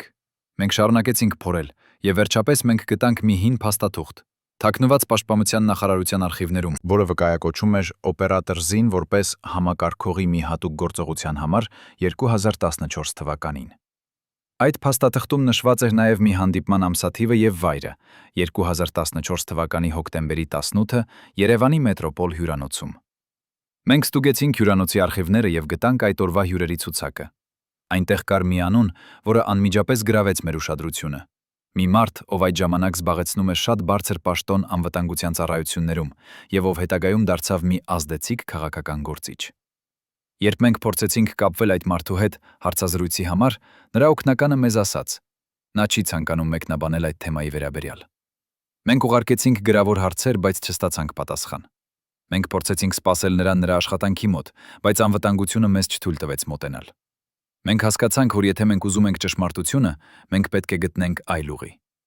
Այդ ուղին եկավ անսպասելի ձևով, երբ մենք ստացանք մի էլեկտրոնային նամակ անանուն աղբյուրից, ով ներկայացավ որպես նախկին գործընկեր օպերատոր Z։ Այդ նամակում գրված էր. եթե ցանկանում եք իմանալ ճշմարտությունը, հանդիպեք ինձ։ Մենք պայմանավորվեցինք հանդիպել մի հանրային այգում, ու շատ մարդիկ էին եւ դժվար էր հետևել մեկին։ Հանդիպման օրը մենք տեսանք մի տղամարդու, մոտավորապես 60 տարեկան, ով նստած էր մի նստարանի վրա եւ կարդում էր թերթ։ Երբ մենք մոտեցանք, նա դրեց թերթը եւ նայեց մեզ։ Նրա աչքերը սառ էին, բայց նրա ձայնը դողում էր, երբ նա սկսեց խոսել։ Նա ասաց. ես աշխատել եմ օպերատոր Z-ի հետ 10 տարի։ Ես տեսել եմ, թե ինչ է նա անում, եւ ես չեմ կարող ավելի երկար լռել։ Օպերատոր Z ոչ թե մի մարդ է, այլ մի ամբողջ ցանց, բաղկացած տասնյակ մարդկանցից, ովքեր աշխատում են համակարգի ամենաբարձր մակարդակներում։ Նրանց առաջադրանքն է պաշտպանել համակարգը, անկախ ամեն ինչից։ Եթե ինչ-որ մեկը սպառնում է համակարգին, օպերատոր Z վերացնում է այդ սպառնալիքը, օգտագործելով ցանկացած անհրաժեշտ միջոց։ Մենք հարցրինք, ինչպես նրանք վերացնում են սպառնալիքները։ Նա պատասխանեց. տարբեր եղանակներով։ Երբեմն նրանք օգտագործում են վախեցումը, սպառնալիքներ, շանտաժ, ֆիզիկական բռնություն։ Երբեմն նրանք օգտագործում են կոռուպցիան, կաշառք, պաշտոններ, արտոնություններ։ Երբեմն նրանք օգտագործում են լրատվամիջոցները, սուտ լուրեր, զրպարտություն, հանրային ատելություն։ Իսկ երբեմն, երբ ոչինչ այլ չի աշխատում, նրանք օգտագործում են ավելի ծայրահեղ միջոցներ։ Մենք հարցրինք, ինչ ծայրահեղ միջոցներ։ Նա լռեց մի պահ, հետո ասաց. մարդիկ անհետանում են, ավտովթարներ են լինում, սրտի կաթվածներ են պատահում, ինքնասպանություններ են գրանցվում։ Բայց երբեք չկա ապացույց, երբեք չկա կապ, երբեք չկա կապ, երբեք չկա հետաքննություն։ Մենք զգացինք, թե ինչպես մեր արյունը սառում է։ Մենք հարցրինք. ինչու եք դուք պատմում մեզ այս ամենը։ Նա նայեց մեզ եւ ասաց. որովհետեւ ես հոգնել եմ։ Ես հոգնել եմ ապրել սուտերի մեջ, հոգնել եմ պաշտպանել այն մարդկանց, ովքեր դավաճանում են իրենց երկրին։ Ես ուզում եմ, որ ճշմարտությունը բացահայտվի, նույնիսկ եթե դա նշանակում է, որ ես կկորցնեմ ամեն ինչ։ Մենք հարցրինք. դուք ունեք ապացույցներ։ Նա հանեց իր գրպանից մի փոքրիկ ֆլեշ գրիչ եւ տվեց մեզ։ Նա ասաց. այստեղ ամեն ինչ կա, անուններ, ամսաթվեր, վայրեր, գործողություններ։ Օգտագործեք այն խելամտորեն։ Հետո նա կանգնեց եւ հեռացավ, առանց նայելու հետ։ Երբ մենք վերադարձանք մեր գրասենյակ եւ բացեցինք ֆլեշ գրիչը, մենք տեսանք ավելի քան 3000 փաստաթուղթ, էլեկտրոնային նամակներ, ձայնագրություններ, լուսանկարներ, ֆինանսական գրառումներ։ Յուրաքանչյուր փաստաթուղթ էր մի ուրիշ մասը այն հսկայական գլուխկոտրուկի, որը մենք փորձում էինք հավաքել։ Մենք տեսանք, թե ինչպես օպերատոր Z համակարգում էր դավաճանի պաշտպանությունը, թե ինչպես նրանք ճնշում էին վկաներին, թե ինչպես նրանք ոչնչացնում էին ապացույցները։ Մենք տեսանք անուններ, անուններ այնպիսի մարդկանց, որոնց մենք երբեք չէինք կասկածի։ Մենք տեսանք, թե որքան խորն է կոռուպցիան եւ որքան լայն է այն ցանցը, որը պաշտպանում է դավաճանին։ Արդյոք մենք կարող ենք հրապարակել այս տեղեկատվությունը առանց վտանգի ենթարկելու մեր կյանքերը։ Կամ գուցե օպերատոր Z-ը արդեն գիտի, որ մենք ունենք այդ ապացույցները եւ պատրաստվում է գործել։ Երբ 2022 թվականի մարտի 15-ին մենք հրապարակեցինք մեր հետաքննական զեկույցը, հիմնված օպերատոր Z-ի աղբյուրի տվյալների վրա, Հայաստանը պայթեց։ 100 հազարավոր մարդիկ դուրս եկան փողոցներ, պահանջելով անմիջական հետաքննություն եւ դավաճանի ձերբակալումը։ Վարչապետը ստիպված եղավ հայտարարել, որ կստեղծվի հատուկ հանձնաժողով քննելու մեղադրանքները։ Միջազգային կազմակերպությունները սկսեցին իրենց սեփական հետաքննությունները։ Տաքննությունները լրատվամիջոցները ամբողջ աշխարհում սկսեցին խոսել Հայաստանի դավաճանության սկանդալի մասին։ Բայց ամենաանհավատալին այն էր, որ դավաճանը, այն մարդը, ում անունը մենք վերջապես հրապարակեցինք, անհետացավ։ Նրա տունը դատարկ էր, նրա աշխատասենյակը մաքրված էր, նրա բանկային հաշիվները փակված էին։ Նա կարծես գետին ընկավ եւ անհետացավ։ Ուր է նա հիմա։ Արդյոք նա փախել է երկրից, օգտագործելով իր գաղտնի կապերը։ Թե գուցե օպերատոր Z վերացրել է նրան, որպեսզի նա երբեք չկարողանա խոսել։ Եվ ամենակարևորը, արդյոք արդարությունը երբևէ կհասնի նրան, թե նա կապրի իր մնացած կյանքը ազատության մեջ, ինչ որտեղ հայկական արդարադատությունը չի կարող հասնել նրան։ Հատուկ հանձնաժողովը, որը ստեղծվեց վարչապետի հրամանով, սկսեց իր աշխատանքը 2022 թվականի ապրիլին։ Հանձնաժողովը բաղկացած էր 7 անդամից, 3 դատավոր, 2 փաստաբան, 1 նախկին գնդապետ եւ 1 քաղաքացիական հասարակության ներկայացուցիչ։ Նրանց տրվեց 6 ամիս, հետաքննելու բոլոր մեղադրանքները եւ ներկայացնելու զեկույց։ Բայց սկզբից ակնհայտ էր, որ հանձնաժողովը կանգնած էր անհաղթահարելի խոչընդոտների առաջ։ Բոլոր ապացույցները, որոնք պահվում էին պաշտոնական արխիվներում, կամ կորել էին, կամ վնասված էին։ Բոլոր վկաները, ում հանձնաժողովը ցանկանում էր հարցաքննել, կամ անհասանելի էին, կամ հիշողություն չունեին։ Բոլոր փաստաթղթերը, որոնք կարող էին ապացուցել դավաճանությունը, կամ դասակարգված էին որպես գաղտնի, կամ պահանջում էին հատուկ թույլտվություն։ Հանձնաժողովի անդամներից մեկը, նախկին գնդապետ Վազգենը, ով մասնակցել էր Արցախյան պատերազմներին եւ ում մենք հարցազրուցեցինք, ասաց մեզ. մենք փորձում ենք անել մեր աշխատանքը, բայց մենք զգում ենք, որ ինչ-որ մեկը խանգարում է մեզ յուրաքանչյուր քայլում։ Երբ մենք պահանջում ենք փաստաթուղթ, մեզ ասում են, որ այն կորել է։ Երբ մենք կանչում ենք վկա, նա չի ներկայանում։ Երբ մենք փորձում ենք մուտք գործել արխիվ, մեզ ասում են, որ մենք չունենք լիազորություն։ Դա ոչ թե հետաքննություն է, այլ թատրոն։ Մենք հարցրինք. ինչու դուք չեք հրաժարվում։ Նա պատասխանեց. որովհետև եթե մենք հրաժարվենք, ապա ճշմարտությունը երբեք չի բացահայտվի։ Մենք պետք է շարունակենք, նույնիսկ եթե մենք գիտենք, որ մեր զեկույցը կանտեսվի։ 6 ամիս անց 2022 թվականի հոկտեմբերին հանձնաժողովը ներկայացրեց իր զեկույցը։ Զեկույցը 250 էջ էր եւ պարունակում էր մանրամասն վերլուծություն բոլոր մեղադրանքների, բայց եզրակացությունը հիասթափեցնող էր։ Հանձնաժողովը չկարողացավ գտնել բավարար ապացույցներ, հաստատելու, որ սուբյեկտ ԱՆ դավաճանել է Հայաստանին։ Թեև կան որոշ կասկածելի հանգամանքներ, դրանք բավարար չեն քրեական հետապնդում սկսելու համար։ Երբ այդ եզրակացությունը հրապարակվեց, մարդիկ զայրացան։ Դրանք ասացին. սա ծածկոց է, սա դավաճանություն, սա համակարգի պաշտպանություն։ Բայց ոչինչ չփոխվեց։ Դավաճանը մնաց անհետացած, հանձնաժողովը լուծարվեց, եւ կյանքը շարունակվեց, կարծես ոչինչ չէր եղել։ Բայց մի բան փոխվեց։ Մարդիկ այլևս չէին վստահում համակարգին։ Նրանք հասկացան, որ ճշմարտությունը կարող է թաղված մնալ, եթե բավականաչափ հզոր ուժեր ուզում են այդպես։ Նրանք հասկացան, որ արդարությունը ոչ միշտ է հաղթում, եւ որ երբեմն դավաճանները մնում են անպատիժ։ Բայց նրանք նաեւ հասկացան, որ նրանք չպետք է դադարեն պայքարել, որովհետեւ եթե նրանք դադարեն, ապա դավաճանները կշարունակեն իրենց գործունեությունը եւ պատմությունը կկրկնվի։ 2022 թվականի դեկտեմբերին, երբ ձյունը ծածկեց Երևանի փողոցները եւ քաղաքը պատրաստվում էր նոր տարվա տոներին, Կարենը, այն մարդը, ով առաջին անգամ խոսեց տեսախցիկի առջև, նստած էր իր փոքրիկ բնակարանում եւ նայում էր պատուհանից դեպի փողոց։ Նրա սեյֆը դատարկ էր, նրա ապացույցները վերցված էին, նրա վկայությունը անտեսված էր։ Բայց նա չէր զղջում։ Նա գիտեր, որ նա արեց ճիշտ բանը, խոսելով ճշմարտությունը, նույնիսկ եթե այդ ճշմարտությունը չէր ընդունվել։ Նա նայեց իր հեռախոսին եւ տեսավ հարյուրավոր հաղորդագրություններ մարդկանցից, ում նա երբեք չէր հանդիպել, բայց ովքեր շնորհակալություն էին հայտնում նրան իր քաջության համար։ Նա կարդաց մի հաղորդագրություն ուն մի զինվորի մորից, ով գրել էր. «Շնորհակալություն, որ խոսեցիք։ Իմ որդին մահացավ այդ պատերազմում, եւ ես ուզում էի իմանալ ինչու։ Հիմա ես գիտեմ»։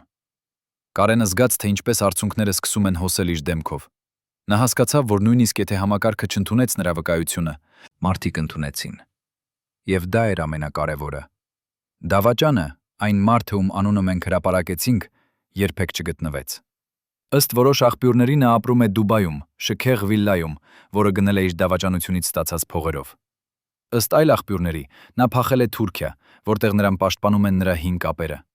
Իսկ ըստ երրորդ աղբյուրների, նրա հետքը կորավ մի գիշեր 2022 թվականի մարտին, եւ ոչ ոք չգիտի արդյոք նա դեռ կենդանի է, թե ոչ։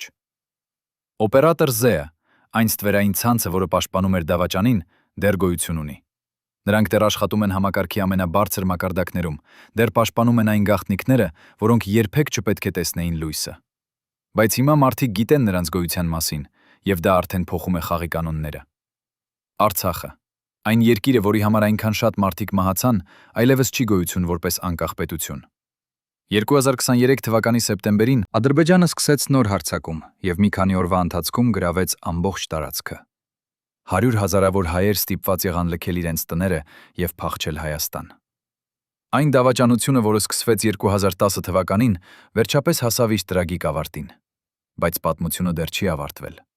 Որովհետև ճշմարտությունը, որը մենք բացահայտեցինք, դեռ ապրում է մարդկանց հիշողության մեջ։ Եվ մի օր, երբ Հայաստանը վերջապես պատրաստ կլինի դեմ նայել իր ամենամութ գաղտնիքներին, այդ ճշմարտությունը կվերադառնա եւ կպահանջի արդարություն։ Մենք, այն լրագրողները, ովքեր հետաքննեցինք այս պատմությունը, դեռ շարունակում ենք մեր աշխատանքը։ Մենք դեռ փնտրում ենք դավաճանին, դեռ հավաքում ենք ապացույցներ, դեռ հարցազրուցում ենք վկաներին։ Մենք գիտենք, որ համակարգը կփորձի կանգնեցնել մեզ, բայց մենք չենք դադարի։ Որովհետև մենք հավատում ենք, որ ճշմարտությունը պետք է խոսվի, անկախ կնից։ Եվ մենք հավատում ենք, որ մի օր արդարությունը կհասնի բոլորին, եւ դավաճաններին, եւ նրանց պաշտպանողներին։ Բայց մի հարց մնում է անպատասխան. քանի ժամանակ կտևի, մինչև այդ օրը գա։